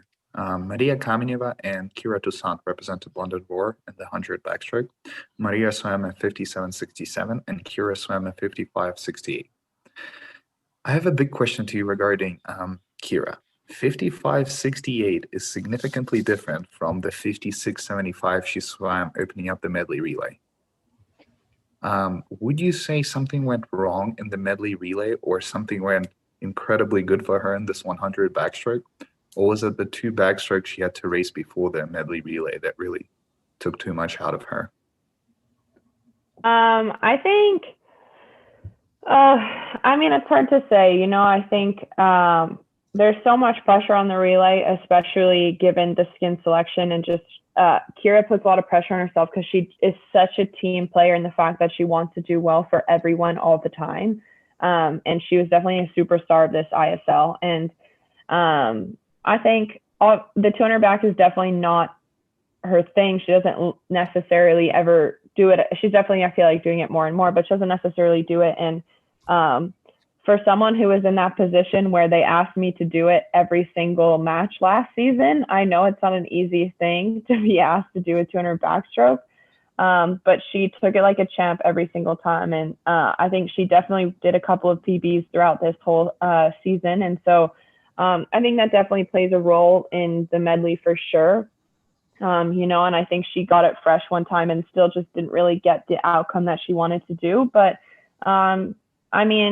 I think definitely she has the right headspace in it. She's always focused. She's always driven, wanting to do everything she can for the team. And sometimes it just doesn't play out in the cards. You can nitpick at little races, especially when they're hundreds and you're looking at about 7/10. They could be here, there, wherever. And so I think she does a great job with it. She definitely took into a great role doing that 200 back for us this season, because it's not an easy thing to do. And so she took on a big schedule, but a win's a win. You can't really complain.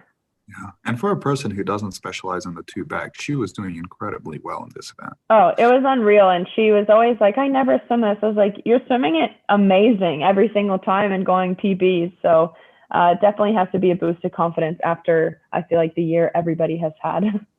Thank you, Sydney.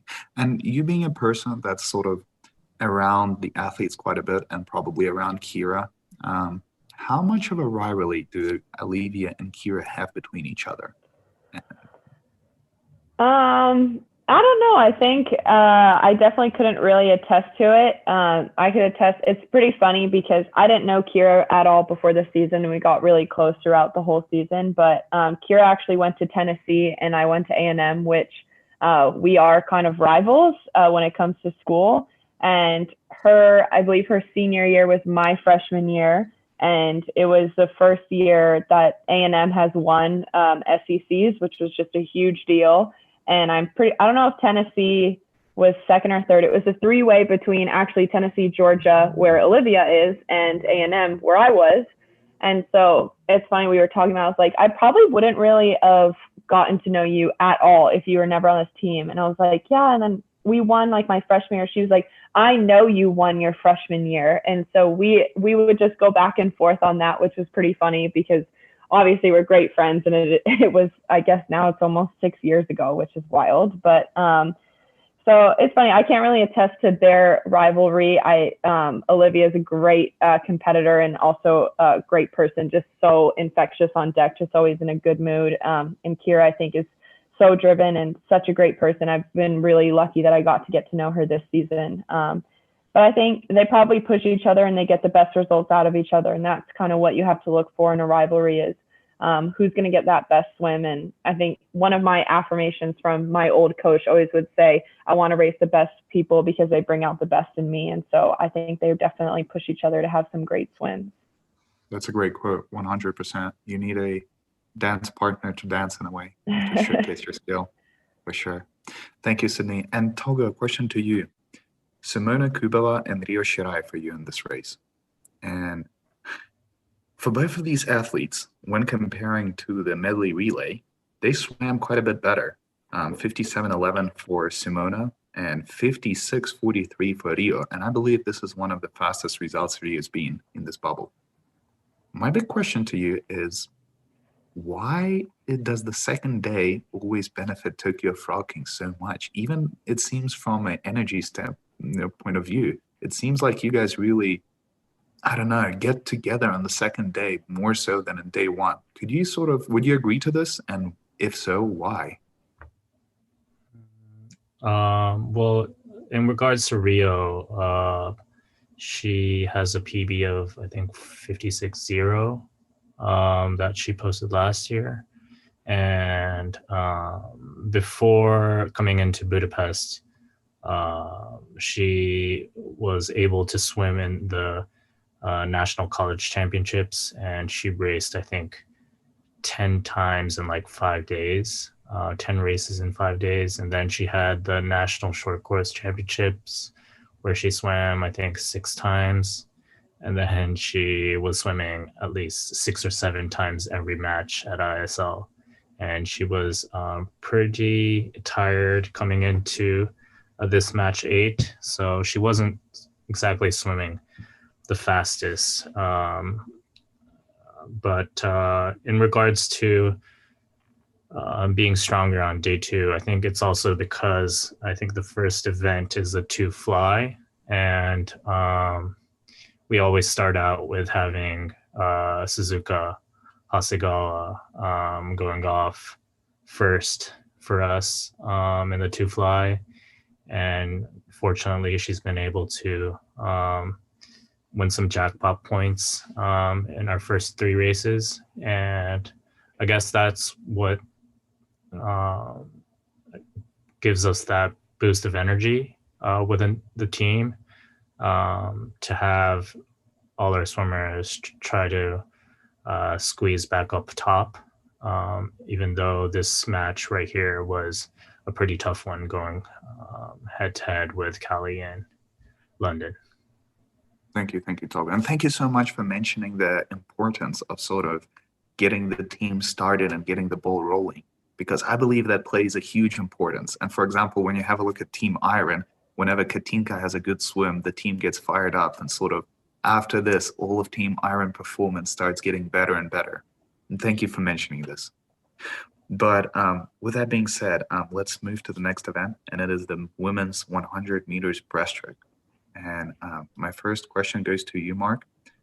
Molly Rancho and Emily Escobedo for you in this event. 105.34 from Molly and 104.99 from Emily. Now, these results aren't bad in any way, but do you feel like the presence of Aliyah and the presence of Lily really sort of maybe intimidated Emily and Molly a little bit? Or because it seems like they could have, Emily's been a little bit faster, so is Molly. And I don't know, how would you access this performance? From Molly's point of view, in match 6, she was a 64.8, which was super close to British record time. I think she knew how close she was, and I think she put a huge amount of pressure on herself and put a lot into this race, which didn't allow her to do that. Once she had this swim, actually, it helped her relax a bit more. So she went into the semi-final and broke the British record at that point in a 64.7, which was a good learning point for her to do. From Emily's point of view, I think she's not naturally a sprint kind of swimmer. She's got a nice long stroke. She's got good distance per stroke, and I think she didn't quite have the raw speed to get out with the girls in this race. She's coming back well, but by that point, after 50 meters, the race is gone. So I think that's the way she swam it. It was a bit between Emily and Sarah Vasey right through the rounds from match one all the way through to this round, who swims in this 100 breaststroke. But eventually, Emily swam herself into it. Thank you, Marc. And Marc, also a question to you regarding this 100 breaststroke. I mean, getting into next year, and especially considering the draft system, will you say that the breaststroke sprints events are a very good consideration for the breakers? Or would you say you have to draft in other events? I think we've got a good amount of Australian swimmers that weren't able to participate this year already with the New York Breakers, one of the most out of all the teams. There are some areas within the group, particularly backup swimmers to get two lots of good points in each race. For example, the medley, 2 medley, and so on. I think overall our female athletes outperformed a lot of the men. It's certainly day one of match 8, and I think that it's just a good opportunity really to set all this out, get it all set up, and make some decisions on swimmers and how New York Breakers are going to go about the draft. That's for sure. Thank you. Yeah, and Sydney, talking about the breaststroke events, I mean, I know that the 100 breaststroke isn't your specialty, we can say that, but I mean, for Team Canada, especially at Worlds, you have swum it in the relay, so will you ever consider it to maybe say to Alia or to Annie, hey, I want to do so, and also tell the coaches that you wanted to do the 100 breaststroke, or was your schedule pretty rough and you wanted to rest to that 400 IM in that second day? Yeah, I think I did swim it a few times the last season and did it on a couple of relays last season. And obviously, I mean, I'd love to swim it. I think the more versatile I can be, the better, especially since I really took this season of ISL as a really good way of training and racing. So yeah, but I mean, to ask to replace two people like Annie or Alia is just, I mean, they're top notch. They're definitely up there in the rankings of everyone in the ISL and in the world. And so we don't really have necessarily the depth in IMs as we do for breaststroke. And so definitely, it's not like I could say, hey, why don't me and Annie switch and she does the 4 IM, where that's a big gap that you have to kind of fill. And so and as well in the 100 IM, we kind of switched up a little bit, but I got to swim that quite a bit. So I think just how they lay out in the depth of the team, you just kind of have to go wherever the team needs you. And I think just be adaptable in that. And so, yeah, I'd like to swim it. And even I think this trials will be the first time I really swim it individually in general. Even in 2019 Worlds, I didn't swim it at the trials. I couldn't tell you when I swam the 100 breaststroke, and it was also the same day as the 4 AM on the last day of Worlds. And basically after prelims, they said, we're going to put you on it. Don't think about it. It's after your 4 AM and we'll stick you in there after. And I think I had about 15 minutes, basically did double arm backstroke until I had to go in the ready room and just step in. And so it's definitely something super new to me. Even swimming the 200 breaststroke at world level is new. Never swam the 100 breaststroke. So it's new, which it's fun. I mean, if I had to choose, which one would you rather do, a 4 AM or 100 breast? Obviously, I think 99% of people would pick 100 breaststroke, but you just got to do whatever the team needs you for, and definitely a lot stronger in the 4 AM when it comes to ranking and getting points. So. Yeah, and you mentioned being versatile, that the more versatile you can be, the better. would you say that being a former NC2A swimmer helped you perform good this season and last season in ISL?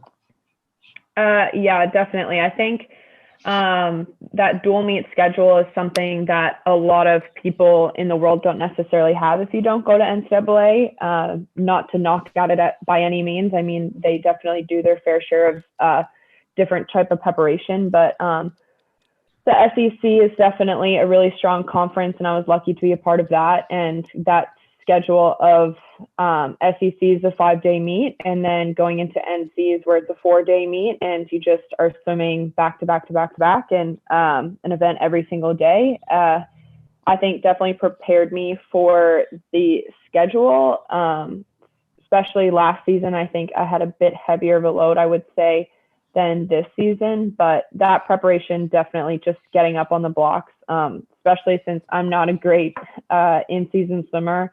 And I know that, and I knew that coming into a couple of seasons, that I think it would probably rattle my head a little bit more if I didn't have those kind of just, okay, that wasn't the fastest swim, but let's break it down and see what's good. And that's kind of what I had through NCAAs. And so I was definitely happy to have that preparation of just getting up on the blocks and getting up after and after, and that kind of figure out what exactly you need to do to better yourself, to be the most recovered you can before your next race.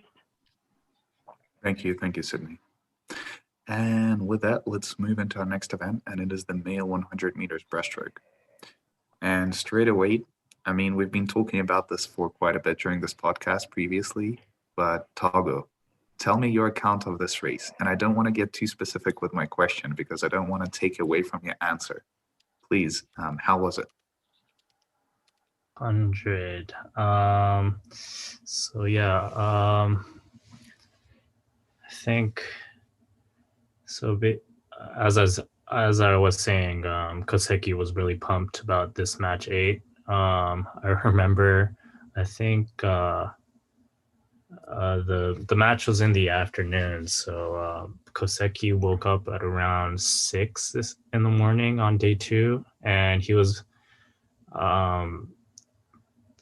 getting prepared for the skins race, and I think he went straight to the gym because it was open from like around 6 to about 8. Like anyone was able to use the gym at the hotel, so he went straight to the gym in the morning and did some speed training with weights, and got prepared for the 100 and the 50s and the skins. So I think he was seriously pumped about this day 2, and I remember that fondly.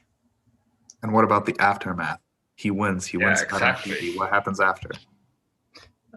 He went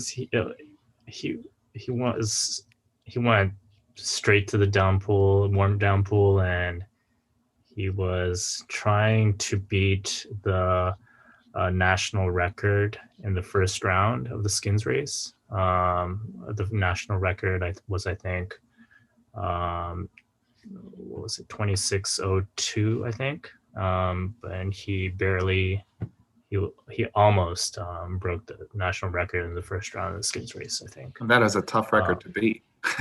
Yeah, and he was able to squeeze into the top 4 in the skins race. But yeah, I just remember he was talking about this match 8 from the beginning of this Budapest camp, and he was genuinely having fun with this new format for him. Thank you, Togo. And I feel like there's huge value behind swimmers who end up having fun during a meet. Their results just end up shooting through the roof. Another person is Emre Sakci, who didn't come up with too many expectations and ended up having incredible fun. And as soon as he started having fun, his result just started going up, up, up. So I totally agree upon this regards. And yeah, wow, 56-27 from Koseki is something to admire. And do you feel like he would have been as successful in the skins if not for this race? Was he sort of euphoric before the skins race? And you know that feeling some of the swimmers have after an insane swim. Well, I think he's better off swimming multiple times. I think he kind of used this 100 race kind of as a warm up and lead up to the 50 skins race. So in that regards, I think he was better off swimming once in the 100 breast in preparation for the skins race. Thank you, Togo. And Mark, for you, I mean, James Wilby and Michael Andrew on the streams. James, a youngster, 58, 98, and Michael, a 57, 54. Now, 57, 54 is a good result. There's nothing to take away from this. But just looking at the lineup in this event, Adam Peaty, Yasuhiro Koseki, even Kevin Cordes. I mean, he ended up not having the best performance here, but he is known for having an insanely fast 100 breaststroke. It seemed like Michael Andrew was for sure not getting in the top 2 here, but that could be wrong. That could be just my analysis. Were you ever consider resting Michael Andrew in this and just rest him before the skins race? Because skins race, Michael is considerably better at the 50 breaststroke, in my opinion, than he is in the 100 breaststroke. So any considerations of this matter? I know there wasn't probably a person you could replace Michael with as successfully, maybe Marco Koch, but just any considerations to rest Michael here? Yeah, so in rounds 1 through 6, we swam Marco Koch in this event. So this is the first time we put Michael in. It's really down to Marco in the 200 breaststroke, really trying to attack the race, as he's been doing all the way through the rounds, taking out the win in that one. But he also picked up a little bit of an injury, which caused us to have to change the team.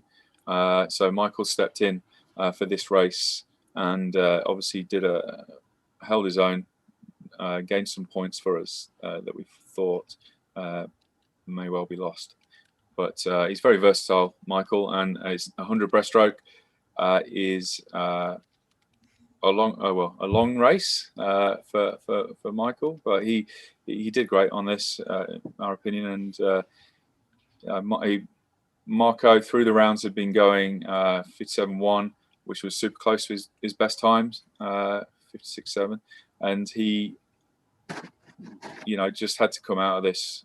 James, obviously, in this race, he'd been 58s all the way through, from round 1 all the way through to round 8. So it's kind of where he was at this point. Yeah. Thank you, Mark.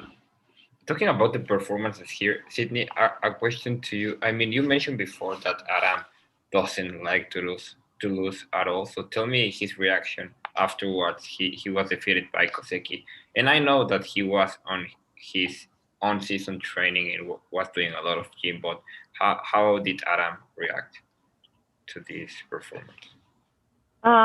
This specific race, I don't remember if I really saw him after this, but obviously he had the skins to get ready for. But that's the one thing, is as much as Adam hates to lose, he's very, very professional when it comes to finishing a race and getting up and having another one. And so as much as he probably was not happy with it internally, he just kind of probably got in the warm down pool, got to business and got ready for the next races, and was just ready to get back up on the blocks.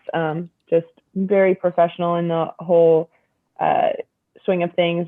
As we always say, don't let the highs get too highs, the lows get too lows, and just get back up there. There's always another race. Thank you, Sydney. And something to point out, Adam always comes out to race with a bit of, I don't want to call it anger, but he seems very pumped up. I don't know. You probably understand what I mean. It's like a caged bull ready to be released and go out in the open. But before the skins race, after this 100 breaststroke, he seemed way more fired up than usual. He was doing the chest pumping. He was doing the heavy breathing, maybe a little bit of eyeballing Koseki. Do you feel like this loss that he suffered in this 100 breaststroke really fired him up for the next performance, or was sort of something he was maybe not feeling, but something he was forced to do in order to perform well? Yeah, I mean, I'm sure it pumped him up a little bit. I can't really attest to it in general for speaking for him, but I mean, he loves to race, and the fact that he gets to do 3 back-to-back, and because he doesn't really think he specifies in short course much, the more swimming he gets, usually he feels better. He's like, once I get through the first round, I just want to progress on it. And so I'm sure he was just like so pumped and especially fired up after that race that he really wanted to do well. I think the skins really speak to Adam in the racing aspect as how much he loves to just do that. But yeah, I think he's definitely intense when he comes out of the ready room. And at first, like from the outside, I was like, what, like this guy's crazy, but it's because he's he's just so dedicated and he's so focused. And I think that comes a lot from Mel, our head coach. She's just a ball of energy all the time and just always just so excited to race. And that confidence and that, I think, is what a lot of people see when he walks out and gets ready to race. Thank you, Sydney. And with that, let's move to our final event that we're going to discuss before the skins, and it is the female 400 individual medley. Yeah, and actually, I wanted to ask a question, Ivan, before you start this. Sydney, what do you think is hardest to do, the 4 IM at this level, or the 2 breaststroke and the 2 IM with that short period of time on the first day? Like physically exhausting. What would you say it's worse? I think more exhausting, I would say the 2 IM and 2 breast double. Mentally, I struggle really, really, really hard with the 4 IM. And I think like after the first match, I was like, Mel, I cannot do this. You need to have someone fill in this gap real quick. And she was like, okay, we'll talk later. And she knows me well enough that I just need to go swim down, run it through my head for a little while. And then she was like, oh, you want to chat? And I was like, I'm fine. Let's just move on. And so for me mentally, I think the 4 IM is a lot harder, but I saw a huge progression in the entire series. From my first race was awful, and then down into the semifinal and final, getting PBs was exciting. And so they definitely have their ups and downs to both of those. Thanks, Sydney. And moving into this 4 IM, how much did you actually see Yui Ahashi and Abby Wood during this event? I don't know if I really saw them much. That's the one thing with ISL is how the lane placement is. It's not like a world championship where usually the faster ones are all in the middle. And so I think the thing is I've swam with Ohashi so many different times, and I know how she swims. She's just unbelievable. I look up to her in a lot of different ways as a competitor, and just I think the way she swims, and she just has really great technique. And Abby, I don't know if I ever really raced her much before ISL. I didn't know who she was or anything, and she just flourished in ISL, which was really cool to see. But I've learned, and I think even in the 6 weeks, I learned it a lot, is to really stick to my own race plan. I do not swim IM as the same as a lot of girls. I definitely come back a lot harder than some people. I don't go out in the fly. And if I see people go out, people are usually always going to be ahead of me at fly, and I know that. And to keep a calm head is definitely my biggest strategy going into the fly and back, is just try and get through it, stick to your own race plan, and then just really get going in the last 200, 250 meters. And so I don't think I really saw them, but I have no idea. Sometimes it's just a blur when you finish the race. No, 100%. Thank you, Sydney. And Mark, a question to you. I mean, Abby Wood, yes, she was sort of someone we knew existed before the ISL, but in the ISL, she really started to shine. But my big question regarding her is she is incredibly diverse. Some matches it seems like she is 100 IM specialist, and others 200 IM specialist. In matches like this, you have a look and you think, oh, she's actually really good in the 4 IM, and she doesn't fade at all. Can you sort of talk a little bit on how she achieves that diversity in terms of sprinting and swimming the events that are on the longer side also? Mm-hmm. Yeah, so Abby and Joe Litchfield train together. They're in the same training group with the same coach. They both work out of Loughborough University, and both Abby and Joe have worked extremely hard through the UK lockdowns that we've had. So they've been obviously selected as elite athletes to be able to continue training through the initial period of the rest of the country being locked down. Those two in particular did a lot of meters, did a lot of work at that stage, and really kind of showed through in terms of their ability to do multiple events, and also to be able to do events from 100 all the way up to 400 from that point of view. She was just out. She's trying to swim her own race in this race, right? She's out 2 seconds slower than Yui, and I think that's a big challenge to see that. Obviously, at the other side of the pool, but to be able to see it and to be able to race against it, and then still at kind of 200 meters, she's 4 seconds down. Her breaststroke's been pretty strong, but obviously then Sydney's breaststroke was even better. So everyone's coming back together, and I thought it was just a really, really good race, a really tough race for all the competitors in this. Thank you. Would you say that at the moment that she figures out how to do the first leg of the butterfly a little bit faster and maintain the other splits, would you say she has the capability to be one of the best IMers in the world, especially in short course and for the ISL? Yeah, no, for sure. Short course, her underwater kicks are outstanding. She gets in. She's a bundle of energy. If you ever meet her, she's full of energy, and she's really up for all these races. And she's progressed and gained confidence throughout the ISL, which has been great for a lot of athletes.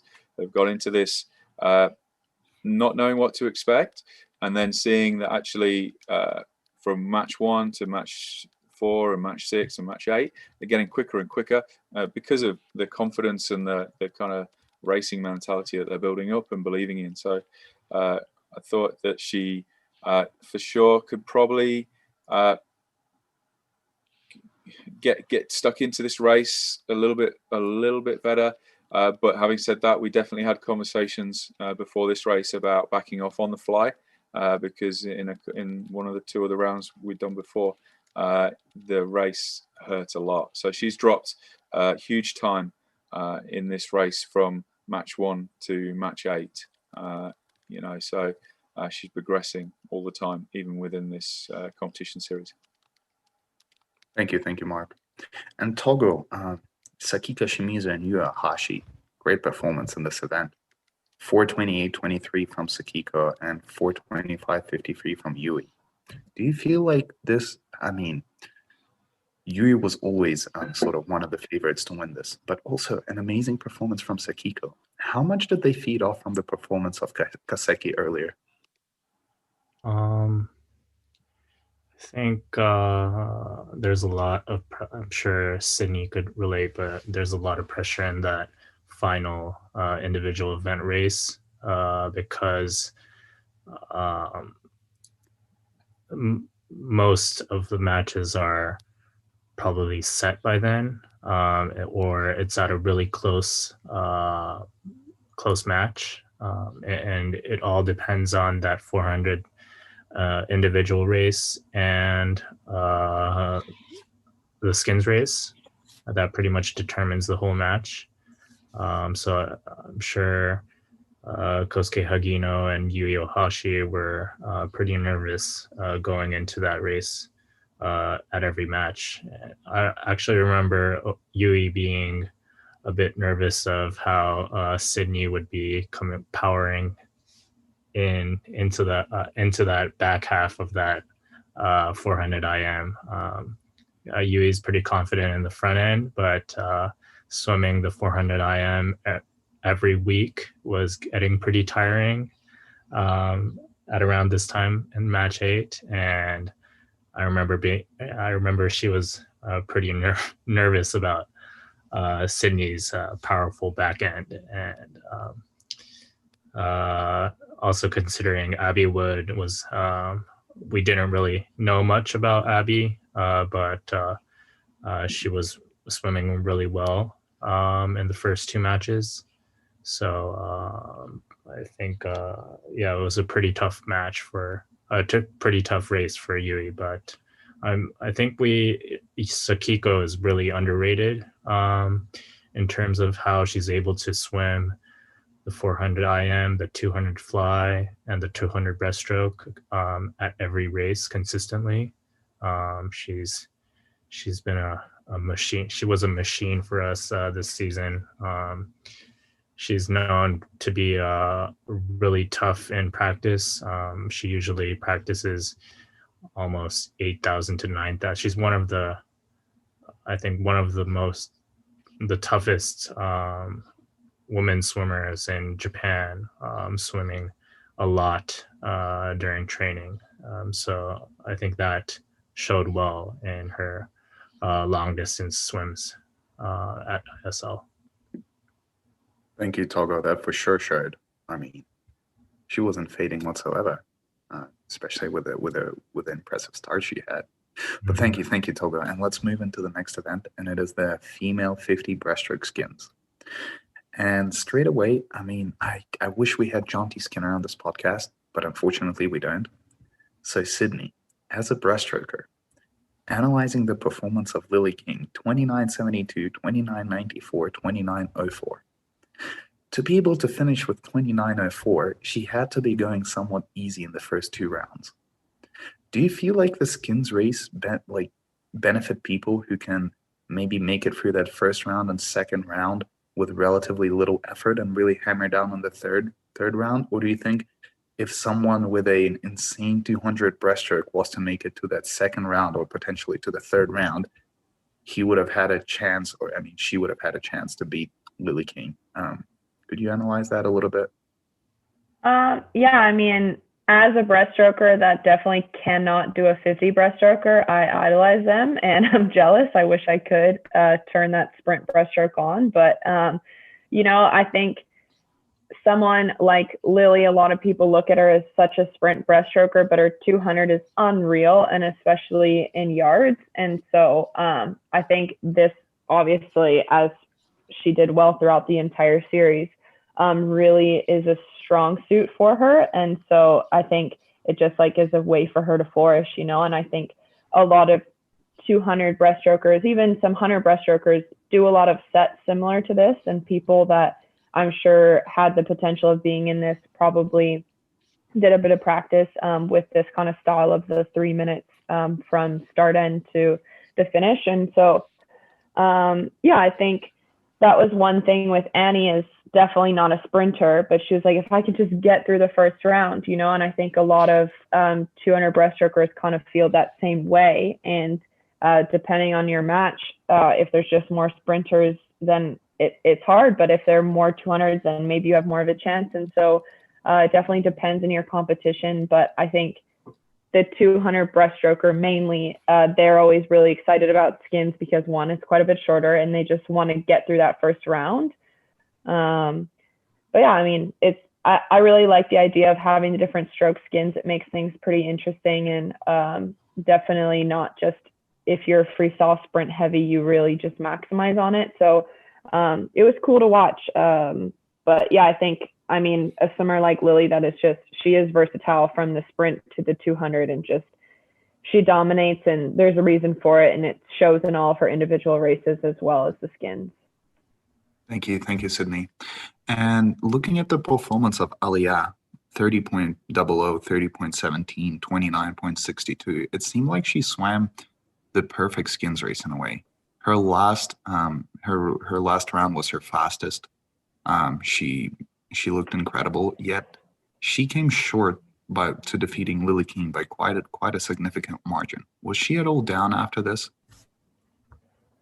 Yeah, I think I think Alia, since she got a couple of times to do it, tried a bit of different strategies, and just like trying to get through the top four as easy as possible. But then again, how easy it can be when it's the best people in the world trying to swim. And so, yeah, I mean, Alia did a great job, and she did them back to back to back. And I mean, I'm in awe over her. She's been to, I don't even know how many Olympics, and just like she thrives in this ISL environment, always so positive and so excited for everyone. And I think she did a great job in every skin race and every match that she had. Thank you, Sydney. And a question towards Togo and Marc. Guys, you were a little bit at a disadvantage coming into the skins since they were breaststroke. What was the mentality of the team coming into it? Sort of, let's make the best out of the worst, or all right, we got this, we're gonna make it. Can you talk to me a little bit about the mentality of you guys when you know that you're the heavy underdogs and that there's not that much you guys can do? Marc, do you want to start? Yeah. So, our whole team was about being positive and racing as best as they can every single match, every single race. They wanted to attack it.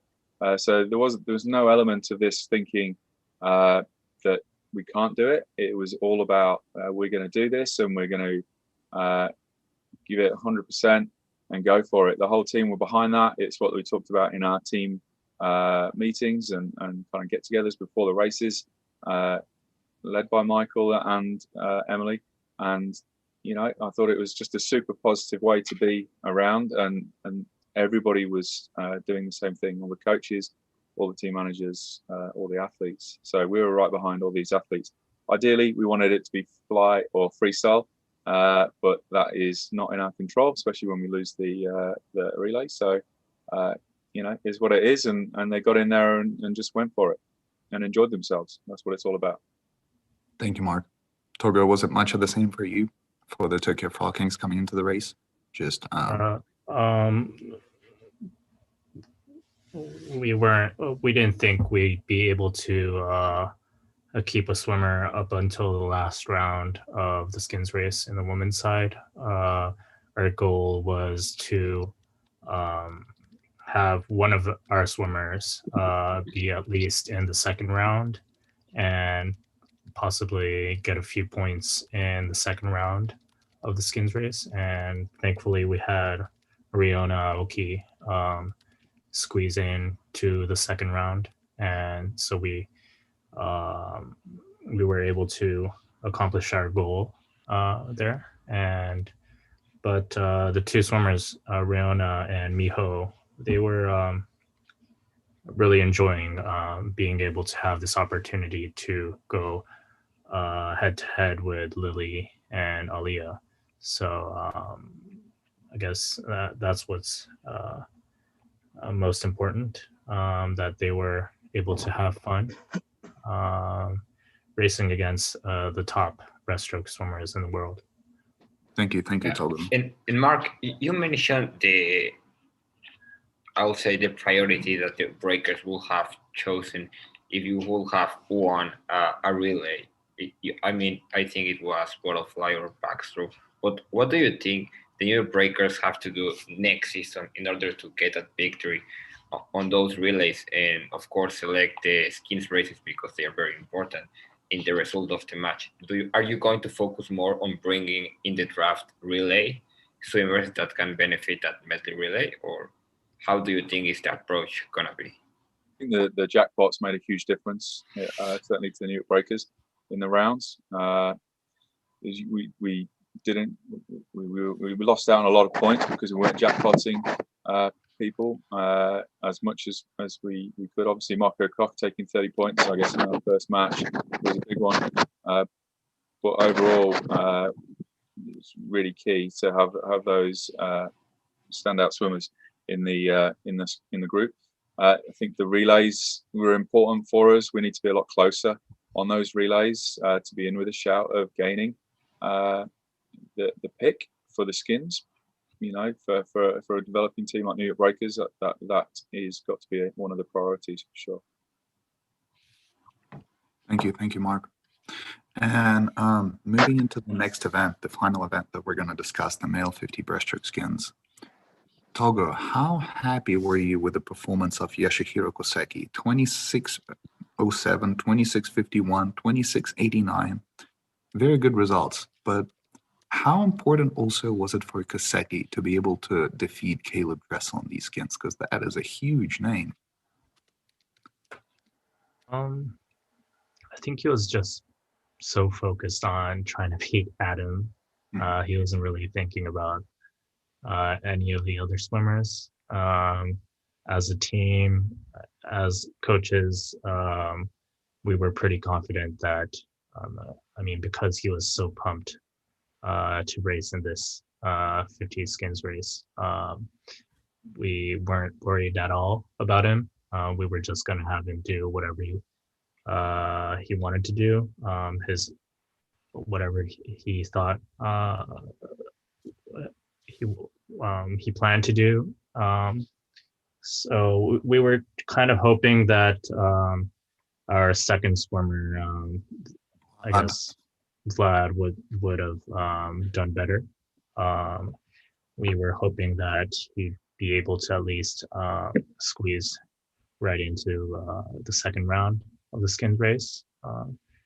But as for Koseki, we were more than thrilled with what he was able to do. And actually, Vlad was faster than in his individual 50. So Vlad wasn't at his best, especially during his this match. I think he seemed really tired, which is why we let him rest in the next match in preparation for the semifinals. But I think we were really thrilled with Koseki's results as a team. Thank you, Togo. And Marc, a question to you. James Wilby and Michael Andrew for you in the skins race, 27:19 from James in the first round and 26:15 from Michael in the first round. Do you feel like Michael did any mistakes in this race and he could have swam faster, or was just the density and the lineup was so tough that there wasn't much to be done? Because 26:15 is a great result for Michael, in my opinion. Yeah, so Michael, this is Michael's best race in 50 breaststroke in the whole of the ISL, or at least up until round match 8. 26:24 was his best result before this. So he stepped up and he really, like I said before, super focused on taking names and winning races. He's really going for this race, and we really felt as though he gave it 100%. He's always off that block super fast. He's out really fast. There's, I guess, some areas around the underwater phase off the wall on the second 50 that I think that you probably can make some improvements on that. But overall, I thought it was a really, really good race from Michael. And James is in this race, like I said, because Marco had a bit of a niggle. Marco was a 26.5 in his previous 50 breaststroke, so he would have been up there a bit more overall. But unfortunately, we didn't quite sneak into that last 4, which was a shame. But ultimately, New York Breakers were really stoked with getting into the semi-final. Yeah, and to finish just things up, Sydney, can you describe, the last event of the entire match 8, everybody's on the team box. Just describe the environment of London Roar team box, especially seeing that battle of Koseki against Piri. It's definitely, it's electric. The box is definitely a part of ISL that is just something that, like no other, you really can't get that from any other swimming competition. So, by that point, everyone, even the 4IMers, are just sitting down in the box because we're exhausted. But you go right into that energy and it just really picks you back up. And it was really exciting just to go. Breaststroke skins was definitely fun for us just because of who we had for the girls and the guys. And so we knew Adam really wanted to come out there strong, and him and Kirill just have this brotherly love that is really fun to watch them race together. And so the whole box was cheering, going crazy, and to finish off that way, especially we were kind of already knowing we were in the semifinal, and just really wanted to have a good meet, just a solid meet, and just progressing and getting to the semi where we really wanted to start to shine there in the final, because we didn't want to lift too early. We didn't want to have the breakthrough times at this stage of the whole series yet. And so just to finish off that well with Adam winning was just a great way to end the match and just get ready for the prep for the next couple ones. Thank you, Sydney. And you mentioned the special relationship Mel and Adam have. And, you know, me and Bruno commentating the match, we were always interested. What does Mel have to say to Adam in between the skins? Because it seems like she comes up to him. She says something very brief, and then she goes away. And Adam looks like he's totally ready to go after that. Do you by any chance know what are the secret words? I don't know the secret words, but as I've worked with Mel over the past 2 years, she really just doesn't have to say much, because it's seriously her emotion towards all of our swims, and her energy is honestly just contagious. And so even I remember before the semis, we were both like sitting there, and I was just having my coffee before the session, and she just looks at me and she's like, all she does is nod, and she's just like, I can tell we're ready to swim fast, because she's like, I'm pumped up, so I know you guys are. And that's kind of how she bases off just the whole environment. So when she walks up to PD, I'm sure she just says, you know what to do. And that's the thing is, we practice day in, day out. So at that point, there's nothing else you can really say. You know what your job is. And so she probably is just like, let's go. Thank you, Sydney. And, you know, it's kind of funny because from my point of view, I totally agree with you. There's not much to be said in between skins or rounds. And it's funny that, in my opinion, the coach that is most successful with speaking with the athletes in between the rounds of skins race is Mel, who says, you know what to do. We've done the job. Yeah. It's kind of ironic, but thank you, Sydney. And that about concludes our analysis of match 8. But before I let you guys go, there's 2 more things we must cover. Number 1, do you have anything to ask or to say towards the other team representatives? And if not, that's totally fine. Yeah, I do. Yeah, I thought all the teams did absolutely brilliantly. And, you know, from a New York Breakers point of view, we couldn't be any more pleased to be able to stand up against the best swimmers in the world and race as hard and as frequently as we did all the way through the whole of the ISL, but in particular in match 8. So I really thank you to you guys for helping facilitate that and helping, from your point, Sydney, getting in there and racing hard as well and being really successful. So well done. Thank you, Mark. And guys, before I finally let you go, any final words to the fans of your respective teams? Togo, you want to start? You have a lot of fans, by the way, and especially in terms of swimmers. A lot of swimmers who have asked who's their favorite team, counting out their own, mentioned Tokyo Frog Kings. I would say close to 80%. Really? I think, well, it's because it's been such a tough year for all of us. I think it was really important for our team to provide that sort of sense of belonging, being together and coming together and to accomplish the same goal of trying to get to the finals. And I think our swimmers really enjoyed that.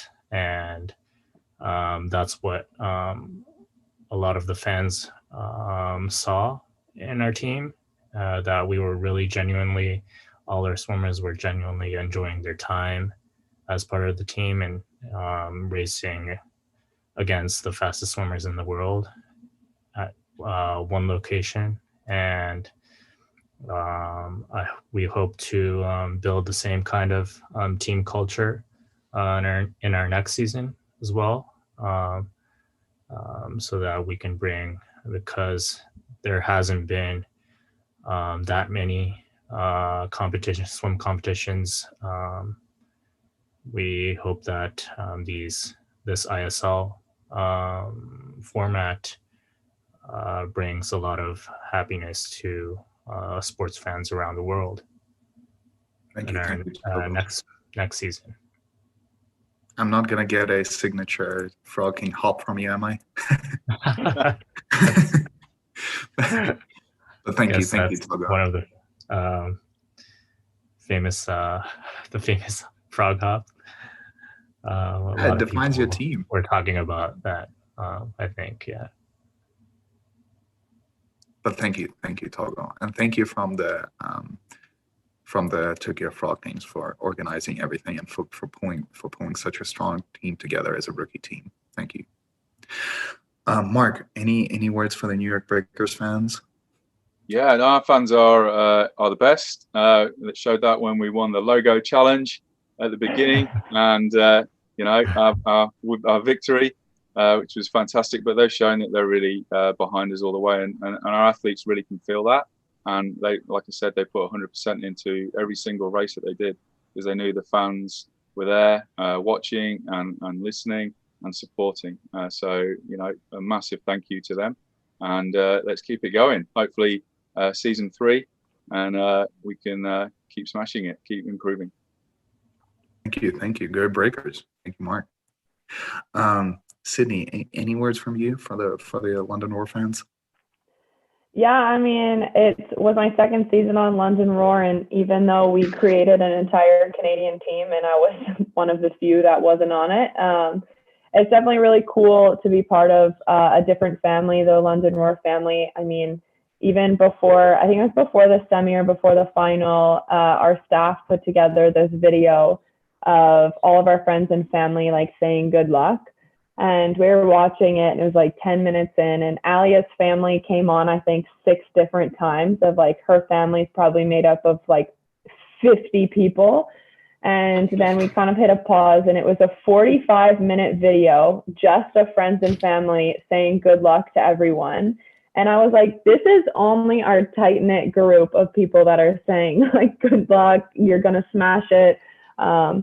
So we definitely felt the London Roar family, especially the amount of Aussies we left out back in Australia, and they were just supporting us the entire time. And so I'm super thankful to be a part of it, and hopefully I can continue on with them next season. We'll see. But yeah, I mean, I love it. It's definitely something that I didn't think I would experience in professional swimming after I left the NCAA, this whole team atmosphere. And I love ISL. I'm excited for next season, and hopefully we can have a better year this year than last year and just get through trials, get to the Olympics, and move to season 3 and just build on swimming as long as everyone's healthy and safe, and just build on the sport of swimming. Thank you, Sydney. And we're stoked to see all of you back for season 3 of ISL, 100%. Yeah. And for everyone watching, thank you so much for tuning in. If you would like to see the full recording of Match 8, please go to our OTT platform, Island, and you can find it there. And we will have our next podcast this Tuesday. Please tune in with the Tokyo Frog Kings athletes. And our following podcast will be the next Friday. And our next analysis of Match 9 will happen next Sunday. Please tune in. And thank you so much for being with us. Goodbye.